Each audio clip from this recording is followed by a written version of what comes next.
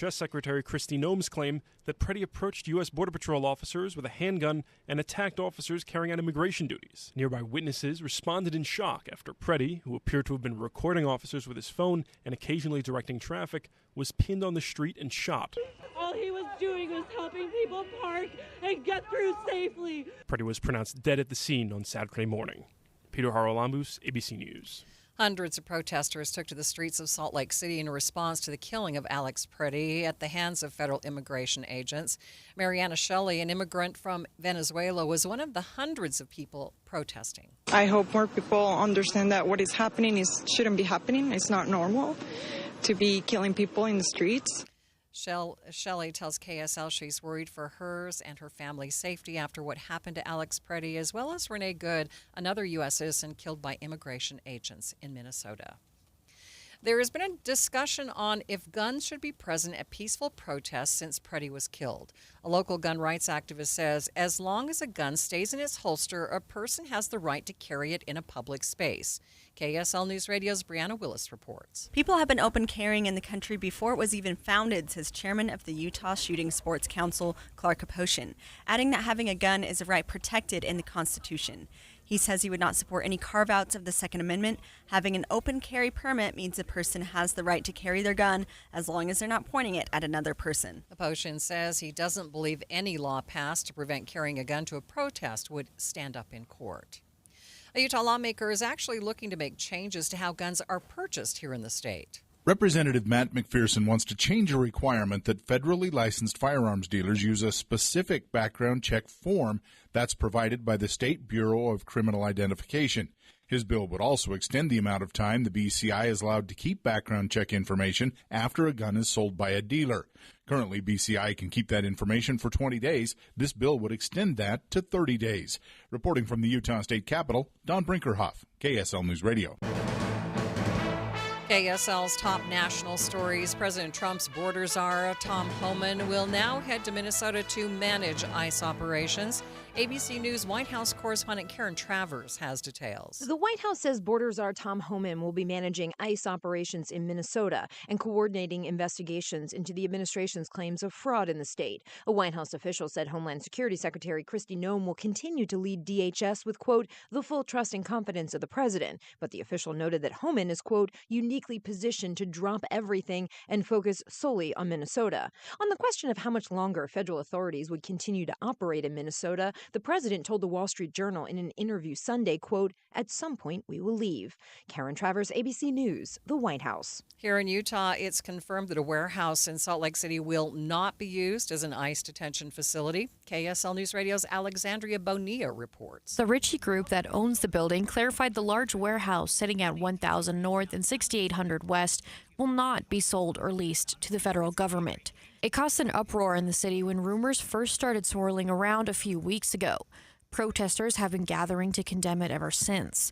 Salt Lake County Mayor Jenny Wilson even got involved, saying she would do everything in her power to prevent it from happening. After the Ritchie Group released the statement, Wilson expressed to KSL that she was very relieved. Alexandria Bonilla, KSL News Radio. Other national stories KSL is following this hour. De-icing operations are underway at airports across a large section of the U.S. ABC's Jim Ryan is in Dallas-Fort Worth. The airlines began stripping flights from their schedules on Friday when they saw how intense and widespread the weekend storm was going to be. All told, around 3,800 flights have been canceled today with over 1,000 delays. Around half the operations at New York's 3 major airports have been scrapped. We didn't get hit with the extreme weather here, but Salt Lake City International is feeling the effects. There have been 45 cancellations in and out of the airport. We'll hear more about the weather and how it's affecting operations at 12:45. So stay with us right here on Midday. First Look Traffic. Good afternoon, Ricky. Good afternoon, Maria. We had some debris in the road northbound to I-15 near 90th South. It looks like UDOT has just cleared that off the road and traffic's starting to move through the area once again. Ricky Meese in the KSL Traffic Center. KSL News Time, 12:05. Are you 50 or older? This news is for you. The CDC recommends you get vaccinated against pneumococcal pneumonia. Even if you're healthy, your age puts you at risk. People 50 or older are over 6 times more likely to be hospitalized with pneumococcal pneumonia compared to adults 18 to 49. Just one shot can help protect you. Learn more and schedule at vaxassist.com. That's VAXassist.com. Sponsored by Pfizer. You still thinking job change in the new year? Yeah, I need something that's in high demand and more stable in this economy. IT? Yeah, cybersecurity, maybe even AI. That's what I did. Really? How? Went to My Computer Career. You don't need any prior experience, and you could start your new career in a matter of months. A lot of IT pros go to school there, too, to level up. Sweet. Are classes online or on campus? Both. Wow, I'll check it out. Thanks. Make this your year. Take the free career evaluation now at mycomputercareer.edu, an Elite CompTIA certification partner. Financial aid is available to those who qualify, including VA benefits. Do you have an IRA or 401k? It's natural to think of this as being your money, right? But remember, you still have to pay taxes when you withdraw this money in retirement. And you could be paying a lot more in taxes on these accounts than you know. A lot more. Learn the strategies that can help you reduce or eliminate your taxes in retirement. Don't miss a special edition of Retirement Solutions Radio this Saturday afternoon at 3 o'clock. Right here on KSL, News Radio 1027. The Salt Lake Chamber is Utah's voice for business. Okay, that sounds great, but what does it really mean?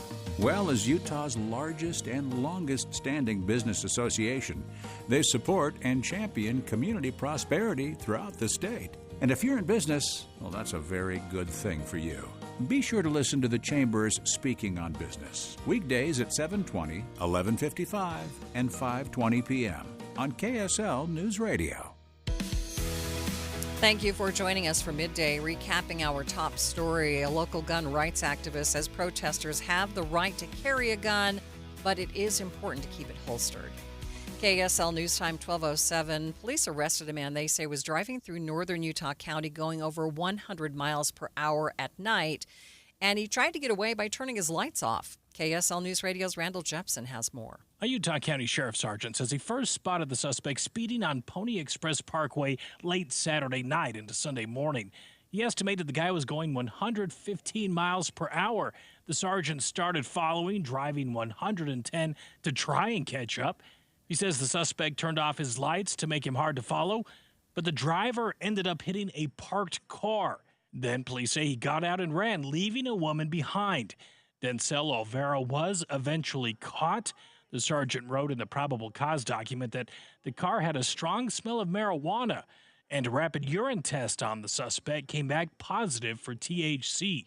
Randall Jepson, KSL News Radio. A man has been shot and killed after police say he was confronting two men accused of breaking into people's cars in Roy. This happened near 4200 South Westlake Drive. The information we have is that these two individuals were out committing vehicle burglaries in Roy, walking around checking for unlocked vehicles, taking any property they could at that time. Sergeant Josh Taylor says 58-year-old Kenneth Keller came outside to confront the two suspects, and that's when they say one of the suspects shot Keller and ran off. Keller died at the hospital. Police say they found 21-year-old Taylor Gardner and booked him into jail on suspicion of murder and several other potential charges. Police say they found the second suspect at his home. A man is facing felony charges after police say he attacked a U.S. congressman from Florida during the Sundance Film Festival. Florida Representative Maxwell Frost says he was punched in the face Friday night after the suspect made a number of racist remarks. The suspect has been identified as 28-year-old Christian Young. Investigators say he snuck into a private event and then assaulted the congressman and another woman.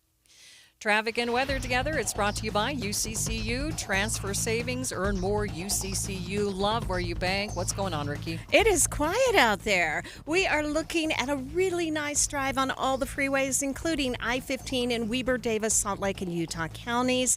Our main secondaries also clear. Even the downtown city streets. Traffic seems to be a little bit lighter than normal, so if you're out to grab a bite to eat, everything looks good on the roads with no problems to report at this time. The Good Feet store, supporting you with comfort no matter what the day brings. Find the location nearest you at goodfeet.com. Ricky Meese in the KSL Traffic Center. Cool, clean air expected today with a temperature of 43 by afternoon and mostly sunny skies. 27 overnight will give way to mostly sunny skies on your Tuesday afternoon, 48 the high. 46, mostly cloudy skies on Wednesday with a mountain flurry possible. From the KSL Weather Center, I'm Matt Johnson. A lot of sunshine and 39 degrees in downtown Salt Lake City. And coming up on Midday, we'll hear some insight from KSL's legal analyst about the investigation into the death of Alex Preddy in Minneapolis.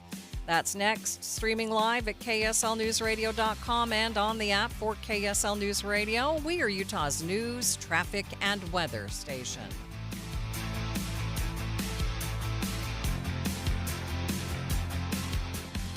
Nate, did you hear that? That's the sound of a great deal. I did, Jake. And today, we're giving KSL News Radio listeners a deal so good, you'll hear it all along the Wasatch Front. That's right, because for today only, Monday, January 26th, Advanced Window Products is having a one-day sale. If you buy 10 or more of our energy-efficient, custom-made windows, we're giving you a mind-blowing $3,000 off. You heard him correctly. That's $3,000 in savings on windows that are manufactured right here in Salt Lake City, specifically for the Utah climate. Call us at 801-850-9100 today only. Our windows not only lower your energy bills, but they also come with a lifetime warranty, including accidental glass breakage. But you must act today. This incredible offer is only valid for a one-day window. You've got until tonight to lock in your savings. You won't hear this commercial tomorrow. It's go time. Get your custom-made windows installed before the summer heat. Call right now for your free, no-pressure quote. The number is 801-850-9100. That's 801-850-9100. Or visit us at advancedwindows.com.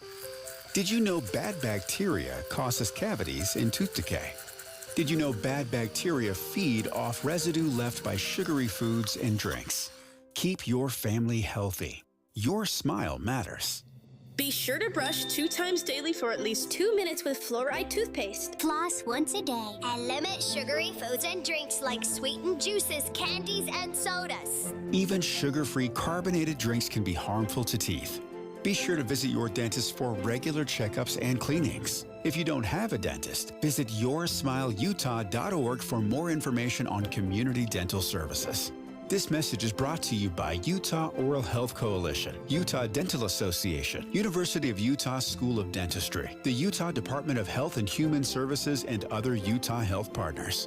Remember, a healthy smile means a healthier life. Learn more at YourSmileUtah.org. Because your smile matters. Hi, this is Derek Overstreet, president of the New Millennium Group and co-host of Stop Working, Start Living with KSL News Radio. Can you imagine what your life would be like if you could retire 3 to 5 years earlier than you thought possible? The things you could do, the loved ones you could spend time with, the memories that you could create. That's what our team at the New Millennium Group does. We'll walk you through the entire process every step of the way. If you'd like to get a copy of the 5-step proprietary plan that will help you retire 3 to 5 years sooner than you thought possible, give us a shout right now. 888-999-6370. That's 888-999-6370 or utahsfinancialplanner.com. Listen, most of our listeners right now have a tax problem, not a money problem. There's not enough money in Social Security Medicare as it is. Let us show you how you can significantly reduce your taxes. That's 888-999-6370, 888-999-6370, or utahsfinancialplanner.com. Any Hour Services can help you make sure your furnace keeps you warm this winter. Whether you need a tune-up, a repair, or a second opinion about replacing it, call Any Hour Services or visit anyhourservices.com. KSL News Time, 12:15. The 3 things you need to know this hour. First, a local gun rights activist says there should not be any sort of carve-out in the Second Amendment to prevent civilians from carrying guns in protests or other public spaces. I'm KSL News Radio's Brianna Willis. Second, a Utah lawmaker wants to use more of the state's liquor tax money to give kids free lunch at school. Third, traffic and weather together, Ricky. All clear, no accidents, no delays. That's on your freeways, your main secondaries, and most of your side streets. You're looking at a quiet noontime drive. Ricky Meese in the KSL Traffic Center. After a cold morning start, temperatures top in the low 40s today with mostly sunny skies. I'm Matt Johnson. Sunny and 39 degrees at the KSL Common Spirit Health Studios. Time now for KSL's top national stories. From ABC News, I'm Brian Clark. The border agents involved in Saturday's deadly shooting of Alex Preddy in Minneapolis were wearing cameras, and a Department of Homeland Security official tells ABC that footage is being reviewed as calls for a formal investigation into Preddy's killing intensify. Those calls are also coming from congressional Republicans, says ABC's Stephen Portnoy in Washington. At least 20 Republican members of Congress have now called for an investigation of the shooting, and many have called for hearings on Capitol Hill. The chairman of the House Homeland Security Committee, Republican Andrew Garabino of New York, says he expects the heads of ICE and Customs and Border Protection to testify before his panel in the coming weeks. Last year, the GOP-led Congress infused those agencies with tens of billions of dollars to vastly expand their ranks and their detention capabilities. Minnesota Governor Tim Walz's office says President Trump agreed to look into reducing the number of federal agents in Minnesota. The two spoke in a call that President Trump described as very good. Earlier, the president announced Border Czar Tom Homan would now oversee operations in Minnesota. White House Press Secretary Caroline Leavitt was asked about what that meant for Homeland Security Secretary Kristi Noem. Secretary Noem still has the utmost confidence and trust of the President of the United States, and she's continuing to oversee the entire Department of Homeland Security and all of the immigration enforcement that's taking place across the whole entire country. More than 750,000 power outages across the U.S., one of the many lasting impacts of the major winter storm that's been followed by freezing temperatures, says ABC's Jim Ryan. Even in normally mild Conroe, Texas, just north of Houston. Our goal is to become an emergency shelter in emergency situations like this. Pastor Jerry Vineyard has opened the doors of his church to anyone needing shelter from the sub-freezing temperatures. We have a medical clinic on site, laundry, showers, the whole gamut. He says that about 60 people stayed inside the church sanctuary over the weekend. Jim Ryan, ABC News, Dallas. You're listening to ABC News.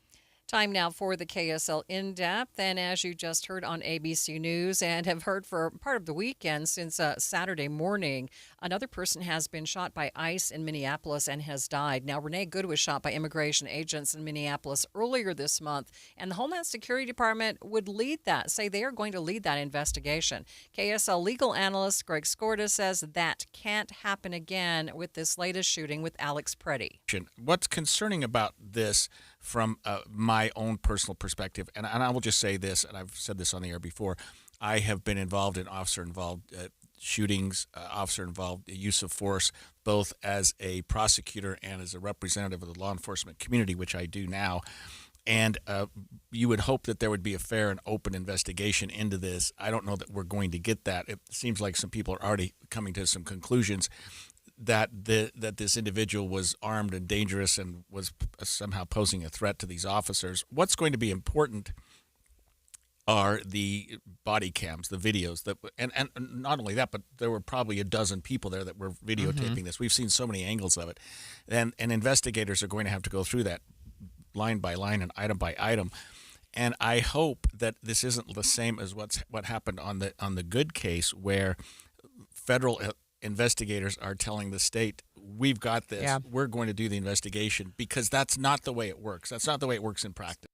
And we will continue to monitor the updates out of Minneapolis. Let's get you up to date now. Traffic and weather. It's brought to you by UCCU's Supercharger Savings at UCCU.com. Here's Ricky Meese. Looked like we may have had a little bit of trouble in traffic in Sandy, 90th South, just to the west of I-15, between 4th and 7th West. It looks like whatever was going on there has been cleared, and all traffic in the area is moving very well. In fact, we have a nice drive on I-15 throughout the Wasatch Front, as well as the rest of the Valley freeways. If you're headed up to the slopes, clear roads in Provo Canyon, Big and Little Cottonwood Canyon, and on I-80 going through Parley's on the way to Park City. When you need the financial products and services for every stage of life, Cypress Credit Union is there for whatever the future holds. Visit cypresscu.com today. Ricky Meese in the KSL Traffic Center. KSL 7-day forecast. 43 today, mostly sunny skies, minimal haze. Haze starts to build back on Tuesday, 48, mostly sunny. Mostly cloudy on Wednesday, 46. Mostly sunny, 47 degrees on Thursday. Friday, 49. Saturday, Sunday, highs in the low 50s with hazy skies and mostly sunny sky coverage. From the KSL Weather Center, I'm Matt Johnson. A lot of sunshine in downtown Salt Lake City, 39 degrees. And the 7-day forecast is brought to you by Performance Automotive Bountiful. Quick check of the markets. A lot of bright spots, including a triple-digit increases. Another bright spot, silver is heading for its best day since 2009. Complete update of your money news is coming up next.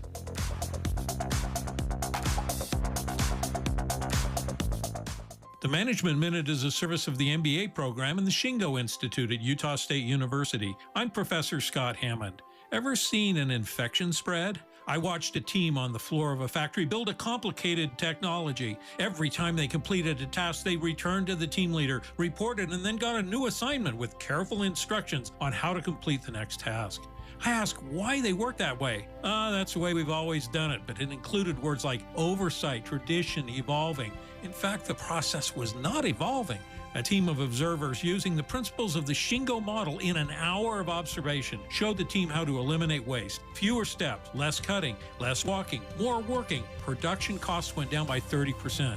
That's all it took. Before long, the entire plant was infected with ideas of continuous improvement. Learn more about continuous improvement in an MBA from Utah State University. Go to utahstatemba.com or check out the Shingo model at shingo.org. I'm Scott Hammond. Hope to see you in one of our classes. When you're making resolutions for the new year, have you ever thought of making a resolution to get a new metabolism? So that your body is burning fat more naturally? I used to have a terrible metabolism because I didn't know what to eat or when to eat it until I did Soda weight loss. I let go of 37 pounds, and now my metabolism works for me. I let go of 70 pounds in 5 months, and it was so nice because once that metabolism changes, the things that affected you more regularly don't affect you anymore. And those are the things that I learned from my nutritionist as I was going along and even afterward. It's so helpful. They taught me how to be successful for life. You can call and speak to a nutritionist at Soda Weight Loss today at 866-800-SODA, S-O-T-A. That's 866-800-SODA. Or you can go to sodaweightloss.com and see the hundreds of before and after pictures. And right now is the best time to do it because if you join now, your partner joins for free, so you get 2 transformations for the price of 1. It's 866-800-SODA. Because soda is, say it with me, Amanda, state of the art. At CertaPro Painters, we know that a happy place comes in many colors, like ones that inspire a sense of wonder, or a new flavor that makes life just a little bit sweeter, or one to celebrate those moments that lift you to new heights, at home or at work. We'll make your happy place your own. CertaPro Painters. That's painting happy. Each CertaPro Painters business is independently owned and operated. Contractor license and registration information is available at CertaPro.com. Hi, it's Tori DeVito. In every family, small conversations can make a big impact. I grew up on tour with my parents. Kind of different, but we bonded over music just like other families do over sports, camping, or other interests. And we talked. Little everyday conversations from silly to serious that built a foundation over time. Honest conversations, like when my dad shared his experiences as an alcoholic. Your honesty about that part of your life gave me a sense of integrity that I wanted to uphold in my own life. And I was so grateful that you and Mom had become these sober, stable people who were always there for me. I wanted you to know from someone who's been in recovery more than 30 years now that hard work is what creates success, not alcohol or other drugs, whether it's music or anything else. I said it a lot, and I'm glad you took it to heart. Talk, they hear you. For more information about talking with your kids about underage use of alcohol and other drugs, visit underagedrinking.samhsa.gov. On the surface, it seemed like just another Cinderella story. A team that was predicted to finish dead last is now waiting to play the first round of the playoffs. But Real Salt Lake's 2021 playoff run was so much more than what happened on the pitch. Our club is burning to the ground. This is the tip of the iceberg. Making of a Moment, the RSL story, is available now. I just kind of got chills right now thinking about it. Follow us at makingamomentpod.com or wherever you get your podcasts. KSL News Time 1224. Federal health officials are recommending people stop drinking regular sodas and diet or zero sugar sodas as well. The new recommendations from the Trump administration say sugar substitutes could still be linked to conditions such as cardiovascular disease and type 2 diabetes. But there is conflicting research on the topic and more long-term studies are needed. Watching Utah's money. Money is tight for many Americans, so they're eating more soup. Reuters reports Campbell's soup sales are up from last quarter, hitting $2.68 billion. Hartford, Connecticut is now the top housing market. Fox Business reports the city's inventory is 63% below pre-pandemic levels. That is the largest deficit compared to other large metros. Over half the homes sold above list price last year. We are learning more about how often people use AI at work. A new Gallup poll finds 12% of employed adults say that they use it every day. Half say they only use it a few times a year. That's compared to a few years ago when chatbots and AI programs were barely getting their feet off the ground. And 21% of people say they use it occasionally. Taking a look at your money at this moment, the Dow is up by 305 points. That's nearly 0.75%, sitting at 49,406. S&P up by 43, and the Nasdaq up by 153 points. Sleep trackers may not be as helpful as they advertise themselves to be. Sleep trackers are a $5 billion business in this country, and some doctors think they're incredibly useful in gauging sleep stages. Some other doctors, though, say going to an actual sleep lab would be much more effective. The devices can help you change your habits for better sleep, but you don't really need a tracker for that. You can just change them on your own. There's also the possibility, doctors say, you'll become a sleep tracker obsessive, where you go to bed thinking about what score you'll get in the morning. Doctors say that kind of anxiety can be even worse than not getting a good night's sleep. Sherry Preston, ABC News. Join KSL News Radio and the movie show this Friday, 10 to 1 at the Layton MPS store, 1150 North Main Street in Layton, npsstore.com. A family office is a team built to handle the three biggest financial responsibilities a family faces: wealth management, tax strategy, and estate planning. Most firms only manage your investments and refer the rest out, hoping everyone stays aligned. At Trajan, we built something different. Your wealth, tax planning, and estate planning are handled together inside one firm under one roof. There's no guessing whether your CPA, advisor, and estate attorney are truly in sync, because our team works together every day on your behalf. When your financial life becomes more complex, your advice should become more coordinated, not more fragmented. One plan, one trusted team. Call Trajan today, 801-207-9900. That's 801-207-9900. Trajan Wealth, an SEC-registered investment advisor. Additional services through Trajan Estate and Trajan Tax. Additional disclosures and accreditation at TrajanWealth.com. If you're struggling with your mortgage, there's a free government program that offers expert one-on-one advice about your mortgage options. Call 1-888-995-HOPE or visit makinghomeaffordable.gov. Brought to you by the U.S. Treasury, HUD, and the Ad Council. I'm Dave Cawley, investigative journalist and host of the podcast Cold. In October of 1985, a woman named Cherie Warren left work at a busy Salt Lake City office to meet her estranged husband at a downtown auto dealership. She never made it home. Cherie's car surfaced weeks later in Las Vegas. In the parking lot of a hotel casino. No one knows how it got there. Strange. It was strange. Both Cherie's estranged husband and her boyfriend raised suspicion for investigators. I kind of thought that he might have done something. But no arrests were ever made. In Cold Season 3, we dig into double lives, make new connections in the case, and examine the difficulty raised by reasonable doubt. We want answers just as much as anyone else. They have creeps like that now too, so nothing's changed. That's the new Cold Season 3, The Search for Cherie, now available anywhere you get your podcasts. Traffic and weather together. It's brought to you every 10 minutes on the nines by UCCU. Transfer savings, earn more. UCCU, love where you bank. Here's Ricky Meese. It's quiet out there. On the Valley freeways, we do have traffic that's just rolling along and looking good. If you're headed up to the higher elevations, any of the canyons, whether that's in Utah County up to Weber County, even Brigham City, we're still looking at a nice and quiet drive. Higher elevations here in the valley, all good. That's the freeway's main secondaries and most of our side streets. Downtown City Street seeing a quiet noontime drive. Elevate your dining at The Roof, now serving lunch and dinner. Enjoy new ambiance, city views, and cozy favorites. Funeral potato bites, scones, and signature steak, pork, or salmon entrees. Visit theroofslc.com. Ricky Meese in the KSL Traffic Center. Well, it's more quiet weather. 43 for a high today, mostly sunny skies. Overnight, 27. We'll bounce back to 48 tomorrow afternoon, mostly sunny skies, and haze starting to build back in the valley floor. Wednesday, mostly cloudy, mountain flurry possible, and 46 to high. From the KSL Weather Center, I'm Matt Johnson. A lot of sunshine and 39 degrees downtown. You're listening to Midday with Maria Shilaos on KSL News Radio, 102.7 FM and 1160 AM. Good afternoon. KSL News Time, 12:30. KSL's top story this hour.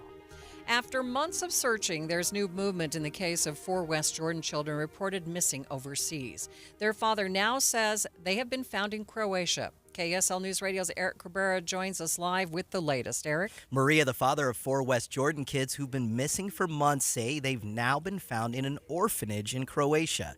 You might remember the kids were reported missing after a custody dispute and were last seen leaving Salt Lake International Airport with their mom.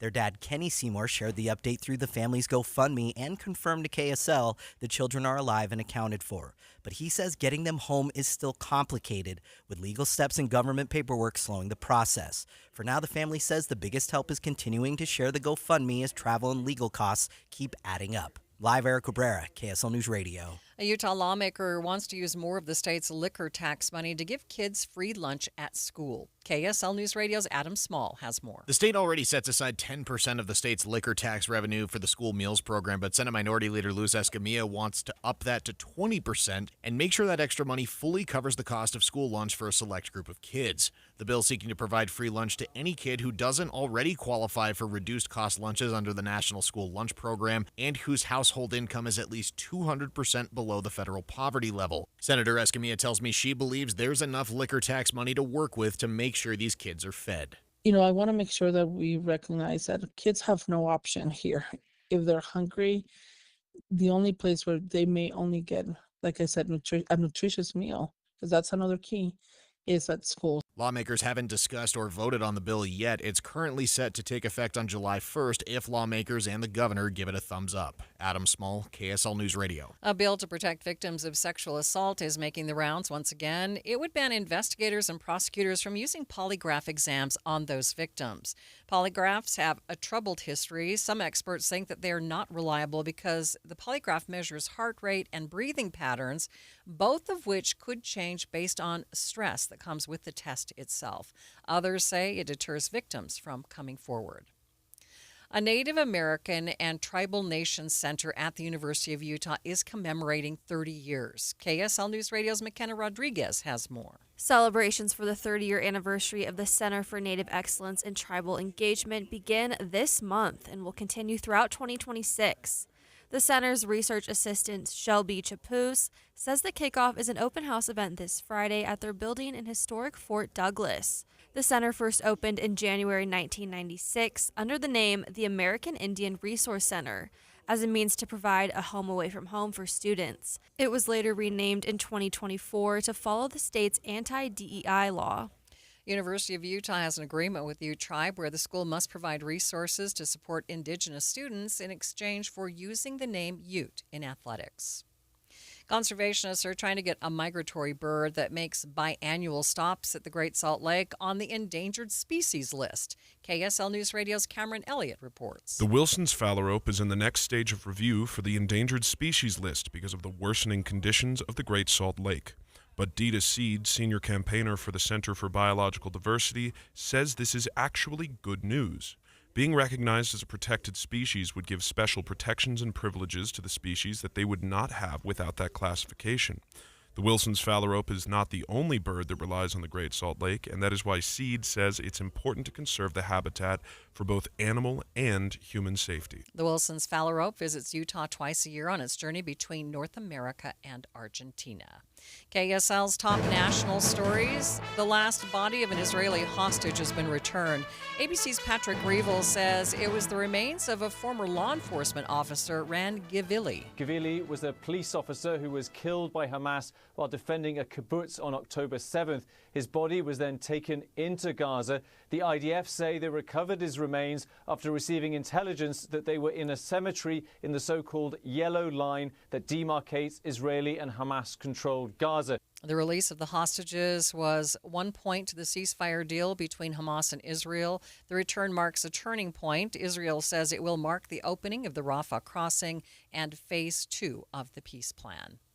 First look traffic. What's going on, Ricky? Looking good. If you're on I-15, you're good to go either direction between Ogden and Provo. Ricky Meese in the KSL Traffic Center. KSL News Time, 12:35. When Team USA is on, you can almost see the moment a kid starts believing they could be next. Now, while Xfinity can't guarantee that, they can guarantee something just as important, that your internet price won't change for 5 years. No contracts or commitments, so while your kid is ordering gear online, streaming highlight reels, or video chatting, your Xfinity internet price won't budge. And who knows, by the time the next Olympic Winter Games roll around, your kid could be getting fitted for their very own Team USA uniform. And guess what? You'll still be paying the same price for reliable Wi-Fi. And there's even more to enjoy with the Xfinity Gold Medal Celebration. Now through February 22nd, get their best price on gig Wi-Fi for 5 years guaranteed. Just $50 a month, plus get Peacock Premium included for 2 years. That's a $10.99 monthly value. Xfinity. Imagine that. Proud partner of Team USA. Restrictions apply. Requires paperless billing and auto pay with stored bank account. Taxes and fees extra. Actual speeds vary. All Americans should do what they can to prepare for the future. Donald Trump Jr. here with an important message. More and more Americans are looking for ways to diversify their hard-earned money, and gold is the perfect solution. For example, a gold IRA from my trusted friends at the Birch Gold Group lets you diversify your IRA or 401k into physical gold with zero taxes and zero penalties. You stay in control with a tangible asset that's held value for thousands of years. And right now, Birch Gold is offering a free info kit to help you understand how it works. Just text the word SECURE, SECURE, to 989898. There's no pressure, no obligation, just the facts. You can't predict the future, but you can be prepared, but only if you educate yourself. So take that first step right now. Text SECURE to the number 989898 today. That's SECURE to 989898. Thank you for joining us for Midday. Recapping our top local story, a father of children who went missing late last year says he has found them in Croatia. KSL News Time, 12:37. We have a huge college basketball game on our air tonight as the number 1 ranked undefeated Arizona Wildcats visit Provo to play the 13th ranked BYU Cougars. Cougars are coming off a win over Utah on Saturday with A.J. DeBonsa breaking the school freshman scoring record. A.J. into another three. Again! 41 for DeBonsa! We've never seen a freshman at BYU with a 40-piece until today. Gregor Bell not the least bit excited there. DeBonsa ended the game with 43 points. I mean, it feels good. It feels good to break any record, if it was Danny or not. I just thank my teammates for just giving me the ball in the right spots, and God was on my side. I was hitting shots. Tonight's game tips at 7 with our pregame coverage starting at 6. Batter up. Salt Lake City is getting a professional softball team. Many are calling it a major step forward for women's sports. KSL News Radio's Heather Peterson is live with details. Heather. Maria, the AUSL, or Athletes Unlimited Softball League, has chosen Salt Lake City to be the permanent home of a team called the Utah Talons. The team's GM, Lisa Fernandez, a 3-time Olympic gold medalist for Team USA, says young softball players now have hope softball could be a career when in the past they had to hang up their gloves after college. When they were at their peak, they would have to retire, and now they can continue to play this game and continue to improve. I mean, it's been shown that women truly compete at their best when they're in their later 20s, and you're going to be able to see the best of the best now be able to do this full time. The Talons are the reigning champions from the AUSL's inaugural season last year, and they brought sellout crowds to the stadium, which is why leaders felt there was an appetite for women's sports here. The Talons are now part of a 6-team league that'll have its games broadcast by ESPN. The season kicks off June 9th at the University of Utah's Dumke Family Stadium. Reporting live, Heather Peterson, KSL News Radio. The 2034 Winter Games could include some new or even different sports. KSL News Radio's Alexandria Bonilla reports. Games come and go depending on the host city. And this year, Skimo will be added. It's a mix of climbing and skiing, combining endurance and strategy. The 2020 Games in Tokyo added skateboarding, surfing, climbing, and karate. And you may remember back in 2024 when Paris added breaking, or breakdancing, where we got the iconic dance by Ray Gunn. The 2028 Games will add flag football, squash, baseball, softball, lacrosse, and cricket. But for 2034, anything could happen. Alexandria Bonilla, KSL News Radio.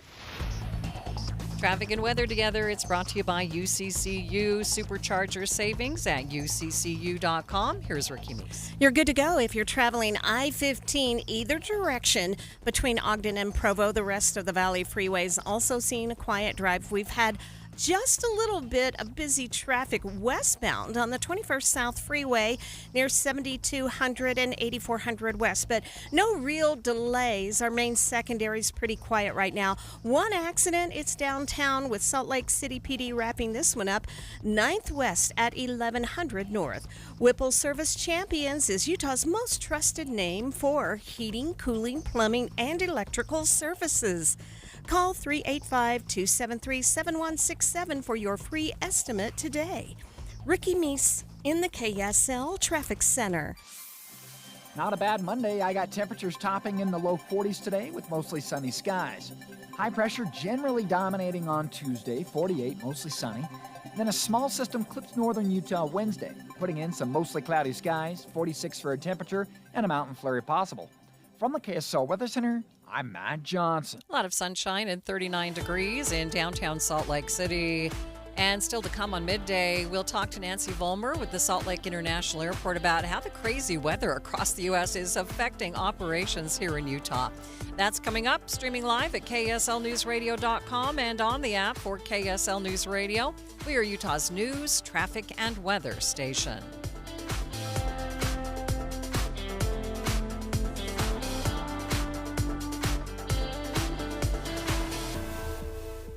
Are you on the hunt for your next big hunt? Then head to huntexpo.com because that's where it starts. The Hunting Expo is coming to Salt Lake City February 12th to 15th. It's the biggest hunting show in the West. There's hundreds of guides and outfitters, plus your shot at Utah's top 200 hunting permits in a drawing. Parma Lee, Coffey Anderson, and Caleb Austin are all performing live. Book your next hunt, see the latest gear, and apply for Utah's biggest bucks and bulls at the Hunting Expo and huntexpo.com.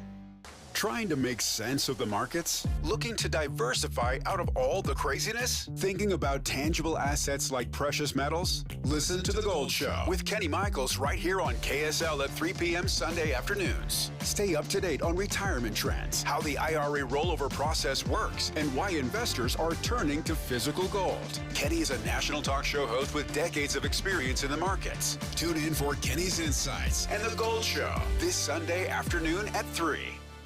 You're listening to Leaf Filter Radio, and the guru of gutter protection himself, Chris Coonahan, is here to take your most pressing leaf-related questions. Hey, everybody, Chris here. I understand we have Ron on the line. Ron, where are you calling from? Uh-oh. Ron, are you calling from a ladder? Well, I was. I wanted to ask Chris what I need to do to get my gutters ready to have leaf filter installed. Oh, Ron, you don't have to do anything. A Leaf Filter Trusted Pro will come out and clean out your gutters, realign and seal your gutters, and install Leaf Filter, America's #1 gutter protection system. So I didn't need to get on this ladder? Ron, Leaf Filter Trusted Pros are in your neighborhood and ready to help. Just visit leaffilter.com/deal to schedule your free gutter inspection and get up to 30% off. Thank goodness.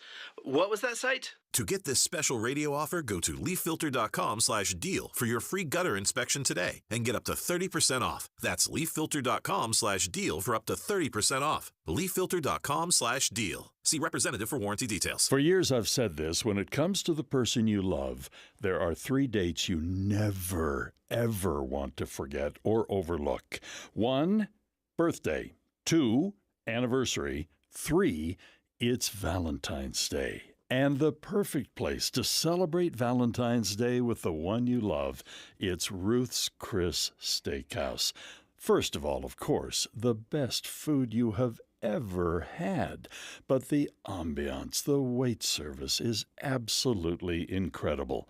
And we have 2 locations. One, Hotel Park City, up in the mountains after a day of skiing. That would be perfect. And of course also in downtown Salt Lake City at 275 South West Temple. The steaks are divine. You're going to love the seafood dishes, poultry, whatever it is, cooked to perfection at Ruth's Chris Steakhouse. Be sure to make your reservations now for Valentine's Day. KSL News Time 1245, the 3 things you need to know this hour. First, a man was arrested in Utah County after police say he was driving well over 100 miles per hour at night without his lights on. I'm KSL News Radio's Randall Jepson. Second, the last remains of an Israeli hostage have been returned to the country, bringing the countries one step closer to phase 2 of a peace deal.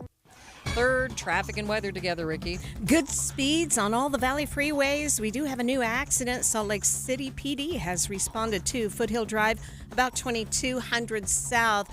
So far, I can't really see it in the traffic camera, but it doesn't seem to be causing any kind of big backups. Ricky Meese in the KSL Traffic Center. Cold mornings and mild afternoons for the next 7 days. I'm Matt Johnson. Sunshine, 41 degrees at the KSL Common Spirit Health Studios. Time now for KSL's top national stories. ABC News, I'm Brian Clark. A Department of Homeland Security official says that Border Patrol agents involved in Saturday's shooting of Alex Preddy in Minneapolis were wearing body cameras and that the footage is being reviewed. But as calls for a formal investigation intensify, including from some Republicans, White House Press Secretary Caroline Leavitt said, "This tragedy occurred as a result of a deliberate and hostile resistance by Democrat leaders in Minnesota." But earlier, President Trump said that he had a good call with Minnesota Governor Tim Walz, and they appear to be on the same wavelength. This morning, the president said Border Czar Tom Homan would now oversee immigration enforcement in Minnesota. There are more than 720,000 power outages across the U.S., over 4,700 flight cancellations, a result of the winter storm and continued freezing temperatures. Officials in Bangor, Maine now say all 6 people on board a private jet were killed when it crashed last night. Initial reports were that 1 person survived. This is ABC News. Time now for the KSL In-Depth. Freezing rain and inches of snow have stalled airports across the country. We are not seeing that weather here in Utah, but it's still affecting operations at the airport. Nancy Vollmer with the Salt Lake City International Airport joins me now live. Nancy, thanks for spending a few minutes with me. Oh, thank you. So what Hope kinds your of afternoon's going well. It's going very well. What kinds of delays are we seeing here in Salt Lake?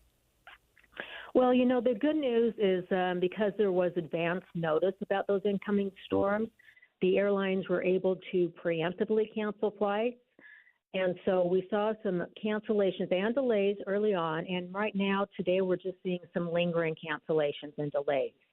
So even though this is a real inconvenience for passengers, having those preemptively canceled flights really helps so passengers are not stranded at the airport. Yeah, so that's just one of the ways that you deal with problems around the country that kind of have a domino effect, huh?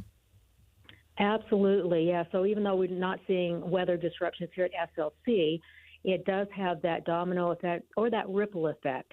So the air traffic patterns just result in delays and cancellations throughout the country, and especially since Salt Lake City is a hub airport. Right. We all know that you're well prepared at Salt Lake International to handle any sort of weather. How rare is it for you to have a winter like this where you don't really need to do a lot?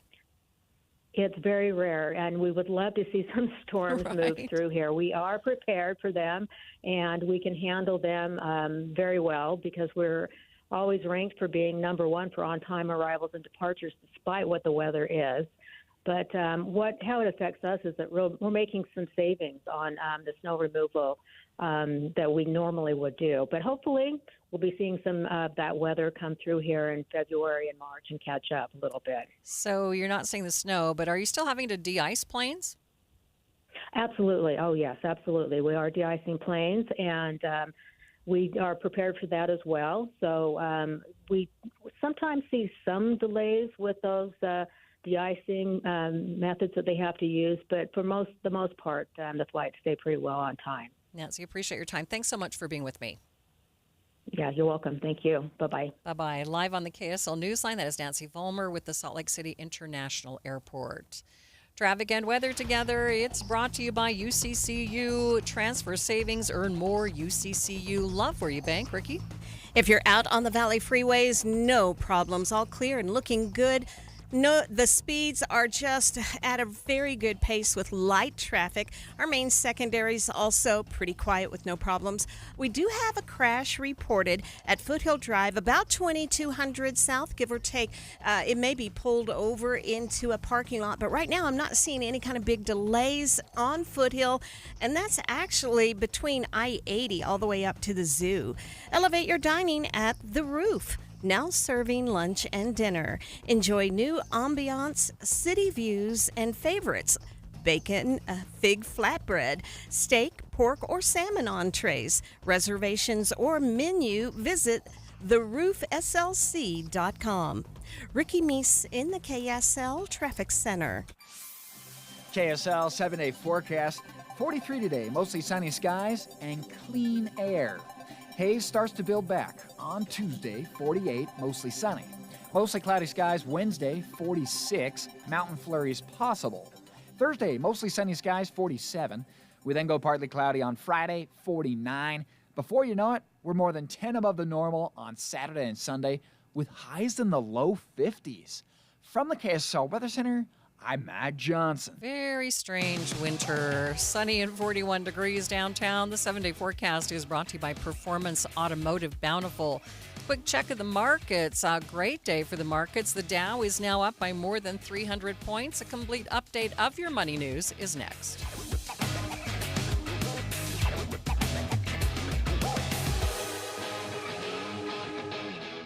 Nate, did you hear that? That's the sound of a great deal. I did, Jake, and today we're giving KSL News Radio listeners a deal so good you'll hear it all along the Wasatch Front. That's right, because for today only, Monday, January 26th, Advanced Window Products is having a one-day sale. If you buy 10 or more of our energy-efficient, custom-made windows, we're giving you a mind-blowing $3,000 off. You heard him correctly. That's $3,000 in savings on windows that are manufactured right here in Salt Lake City, specifically for the Utah climate. Call us at 801-850-9100 today only. Our windows not only lower your energy bills, but they also come with a lifetime warranty, including accidental glass breakage. But you must act today. This incredible offer is only valid for a one-day window. You've got until tonight to lock in your savings. You won't hear this commercial tomorrow. It's go time. Get your custom-made windows installed before the summer heat. Call right now for your free, no-pressure quote. The number is 801-850-9100. That's 801-850-9100. Or visit us at advancedwindows.com. At Uline,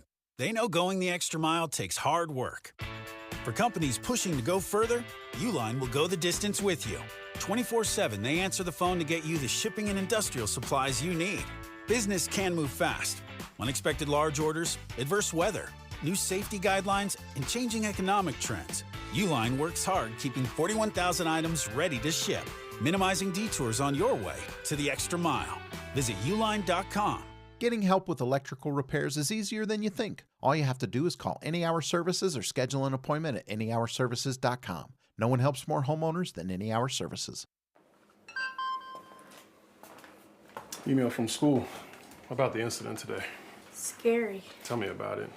Did you have any idea that was going on? None. I mean, you saw Derek at the game last night, too. Did you have a clue? No, but you know, teachers like me, parents, we don't always know as much as you guys do. Kids hear first about what's going on with other kids. Half the time, it's rumors. It can be hard to tell sometimes, but if you're ever concerned about a friend who's having trouble with alcohol, prescription drugs, bullying, violence, anything, you need to tell an adult. Mom or me, a teacher, coach, school counselor, someone you know and trust. Dad, no kid is gonna tell an adult about that kind of stuff. I get it, but if we don't know, we can't help. Speaking up about a problem, that's what helping a friend is all about. For more information, visit underagedrinking.samhsa.gov. People think saving money is hard, but really, it's easy. It's as simple as changing a few spending habits. For free tips on how to save the easy way, check out feedthepig.org. That's feedthepig.org. This message brought to you by the American Institute of CPAs and the Ad Council. KSL News Time, 12:54. We're getting a closer look at the next new ride at Lagoon. It's called the Nutcracker, a screaming swing ride that will stand over 100 feet tall. It's set to go as fast as 70 miles an hour. Wow. It's being constructed with where the cliffhanger once stood. It's between the Beer Garden and the Wild Mouse. Now, it comes about 3 years after Lagoon introduced Primordial, a fantasy-themed roller coaster. Watching Utah's Money. Move over protein. Fiber is in now. Data Essential says 52% of consumers are interested in fiber maxing after seeing the trend on TikTok. It just involves maximizing fiber intake for each meal. 42% of shoppers think food labeled high fiber is healthier. The U.S. automotive industry is preparing for the worst. It's been an ongoing trend since the pandemic. CNBC reports it's also dealing with affordability issues and slowing demand. Almost a quarter of the American workforce is burned out. A USA Today poll says half of those workers say they are going to use PTO just to take a mental health break. And taking a look at your money at this moment, markets in really good shape today with the Dow up by 322 points, sitting at 49,421. S&P up 44 points, the NASDAQ up by 145. Millions watched as a man climbed one of the world's tallest buildings. Alex Honnold is world famous for climbing things, but when looking for a new challenge, he found one in Taiwan. I first saw Taipei 101 over 10 years ago and was like, wow, that's incredible for climbing. That would be amazing. Taipei 101 is a skyscraper which Honnold climbed in a live Netflix broadcast Sunday, ascending the 105 stories, or 1,667 feet, in just over 90 minutes with no ropes and no safety gear. His first words upon reaching the top, sick. Brian Clark, ABC News.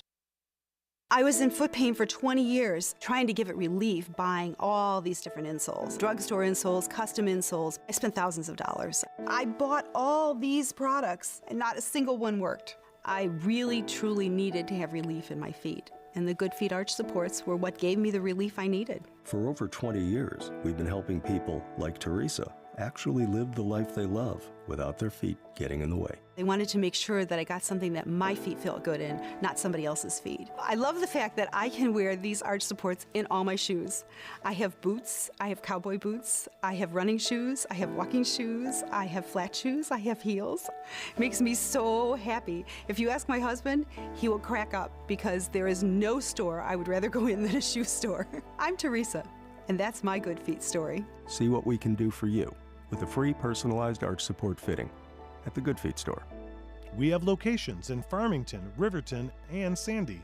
Looking for a secure retirement plan without market risk? Look no further. Lyle Boss, president of Boss Financial, specializes in no market risk retirement strategies with guarantees of principal, guaranteed growth, and lifelong income. Join Lyle right here each Saturday and Sunday for his Safe Money radio show, and call him now at 855-355-SAFE for your complimentary customized Safe Money information kit and Safe Money book. Nothing but upside here at 855-355-SAFE. Sign up for KSL Text Alerts. Get breaking news and traffic updates by texting the word news to 57500. Want access to exclusive contests? Text contest to 57500. Jazz fans, text the word jazz for breaking jazz updates. And Cougar fans, text BYU to 57500 for the latest on the Cougars. Message and data rates may apply. So, you want to be a hero. Here are some ways to get the job. Hunt down that killer shark. Or run into a burning house to save a kitten. Luckily, there's an easier way to become a hero. Call 911 if you see someone experiencing the symptoms of stroke, sudden weakness on one side, or trouble speaking, walking, or seeing. Stroke. Know the signs. Act in time. You'll be a real hero.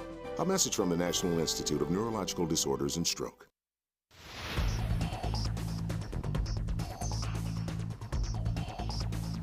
Traffic and weather together. It's brought to you by UCCU Supercharger Savings at uccu.com. What's going on, Ricky? We did have traffic slowing down a bit. Northbound I-15 approaching the South Interchange, going from 72nd to about 6400 South. Looks like whatever that was, it's starting to move again, and that may have been cleared.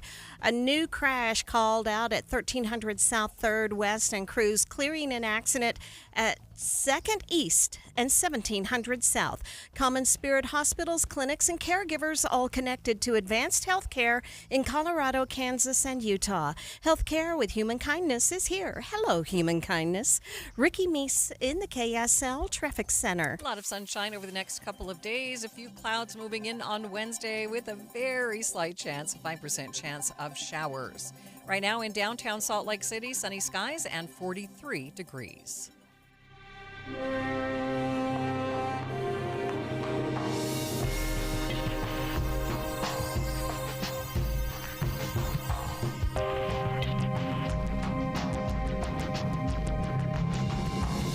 KSL FM Midvale. KSL Salt Lake City. From the KSL Common Spirit Health Studios, this is KSL News Radio.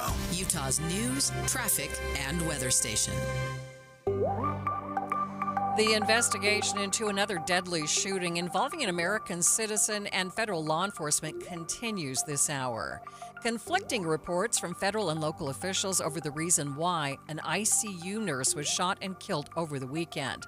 Local police saying this is an example about the lack of trust many Americans feel right now. The issue is trust and faith in the system. I think there's just been a lot of confusion and a lot of things that are not normally seen.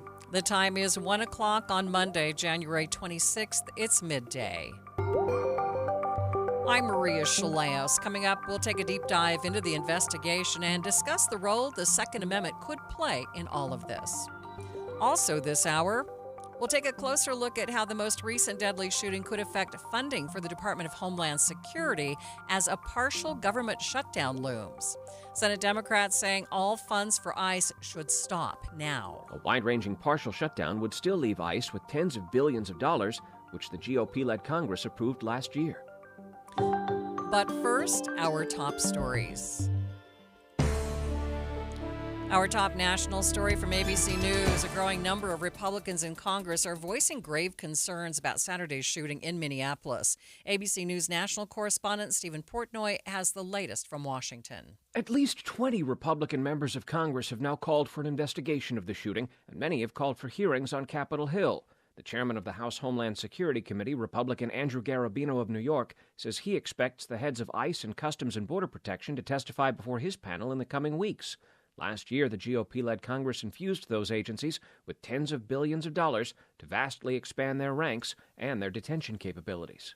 Meantime, a local gun rights activist say as long as someone has a permit, they are allowed to open carry at a protest. KSL News Radio's Brianna Willis has more. Following the shooting in Minnesota, where a protester was shot and killed by federal immigration officials, there has been discussion on if protesters should be carrying guns. Chairman of Utah Shooting Sports Council, Clark Aposhian, says he would not support carving out conditions. That's what the Second Amendment is about, the right to keep and to bear arms. It doesn't say unless you're at a rally, unless you're in a counter-protest, unless you're in a politically heated environment. It doesn't say that. He says in Utah and in Minnesota, open carry is allowed, and as long as the person has their weapon in a holster, they have the right to be in public spaces. Brianna Willis, KSL News Radio. We will have more on the investigation into the shooting in just a few minutes. Taking a look at your money at this moment, the Dow is up by 332 points, sitting at 49,430. S&P up by 43. The NASDAQ up 0.5%, up by 137 points. Traffic and weather together. It's brought to you by UCCU. Transfer savings, earn more. UCCU. Love where you bank. Ricky? No problems on the Valley freeways. We do have a crash reported at 17th South and 200 East. No matter the weather, your feet can feel fantastic. Find the Good Feet location nearest you at goodfeet.com. Ricky Meese in the KSL Traffic Center. Today is the cool day for the week with a high of 43, climbing to 48 degrees tomorrow, and then staying in the mid-40s for a couple days. By Saturday, though, 52 Saturday, 53 on Sunday, and a 5% chance of rain on Wednesday. 43 degrees at the KSL Common Spirit Health Studios. Mornings are for recharging. And they're for starting your day right. We volunteer to join you in the car. Get news and weather at 102.7 FM during the most important part of your day. Andy and Amanda, each morning between 5 and 9 on KSL News Radio. Attention Jazz Nation. The long wait is finally over. Mountain basketball is back and better than ever. Let's go! All tickets are on sale now, and you won't want to miss the action. Jump on the opportunity to watch your favorite players live and in person. Whether you're after season tickets, mini plans, or single game matchups, the Utah Jazz has got your back. There's a plan for every fan. Don't miss out. Secure your seats today and be part of the excitement all season long. Let's go! Visit UtahJazz.com today. At CertaPro Painters, we know that a happy place comes in many colors, like ones that inspire a sense of wonder, or a new flavor that makes life just a little bit sweeter, or one to celebrate those moments that lift you to new heights, at home or at work. We'll make your happy place your own. CertaPro Painters. That's painting happy. Each CertaPro Painters business is independently owned and operated. Contractor license and registration information is available at CertaPro.com. My name is Tom. My name is Cindy. We give to and volunteer with United Way at our community free health clinic. We know our time and money are going to the right places. We don't just wear the shirt. We live it. Give, advocate, volunteer, Live United. Go to liveunited.org. Brought to you by United Way and the Ad Council. I want more from my checking account. That's why I have Dream Rewards checking from Cyprus Credit Union. I earn points for making everyday purchases, paying my loans, even building my savings. Those points get me awesome rewards like cash back, gift cards, travel, and more. I'm making my everyday spending work for me. Learn more at cypruscu.com. Cyprus Credit Union, your future is our future. Insured by NCUA.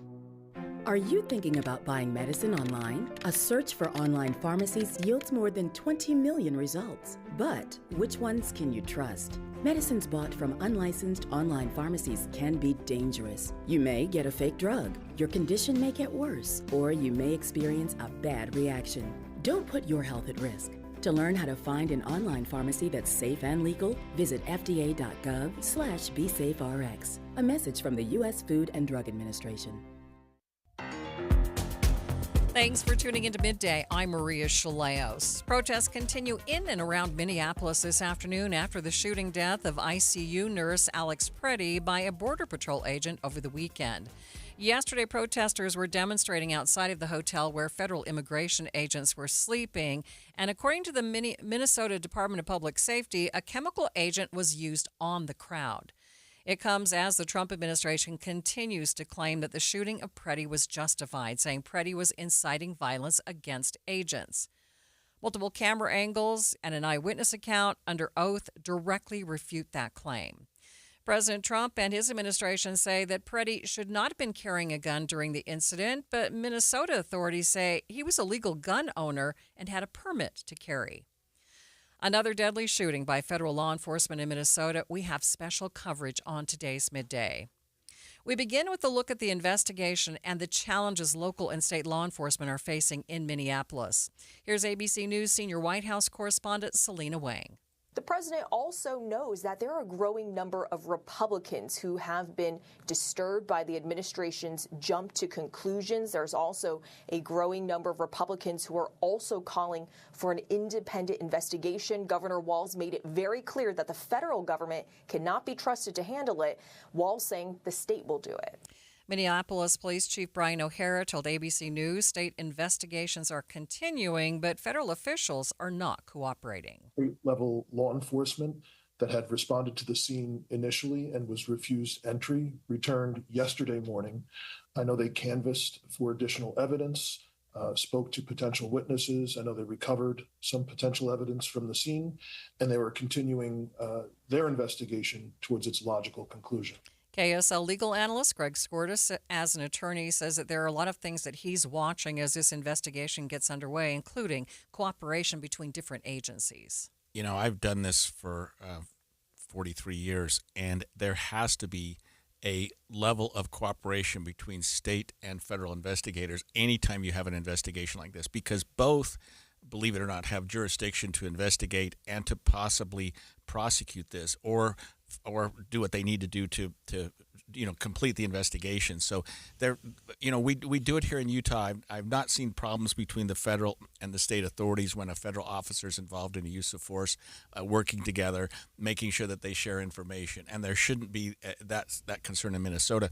We had the same problem with the prior shooting just 2 weeks ago, where the federal government said, we've got this and we're not going to share information with the state. I mean, that it doesn't work when you do that. And I'll tell you why.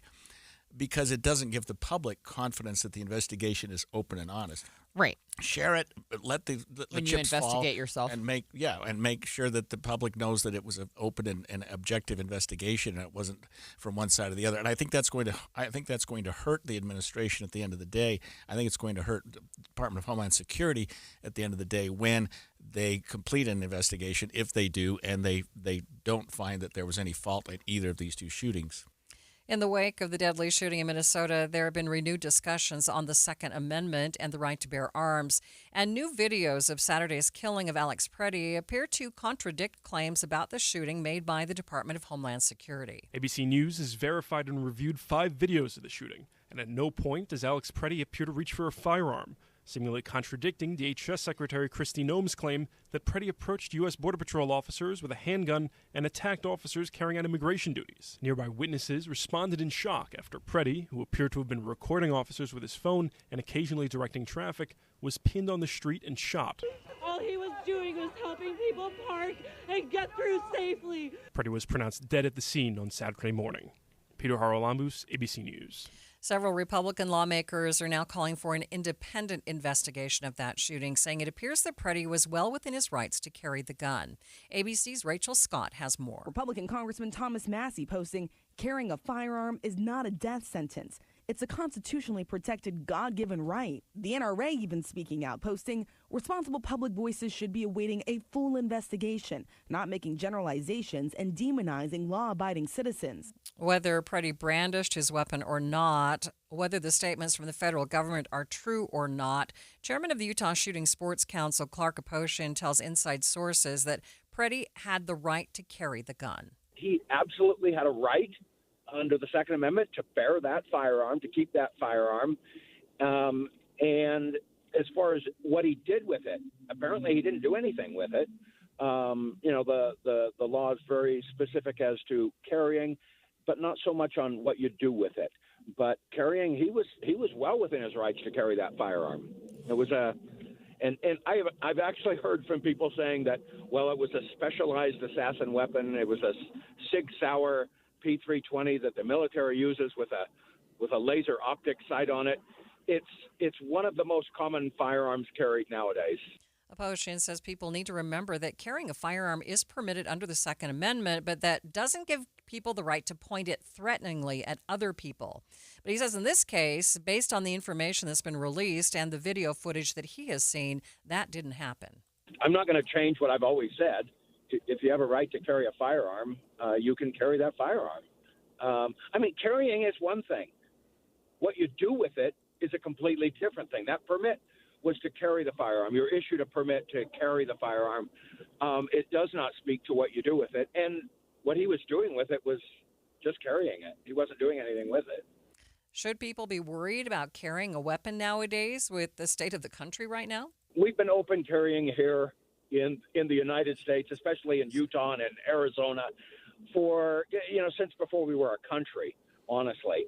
I think, the more you open carry, yes, it can be provocative for other folks.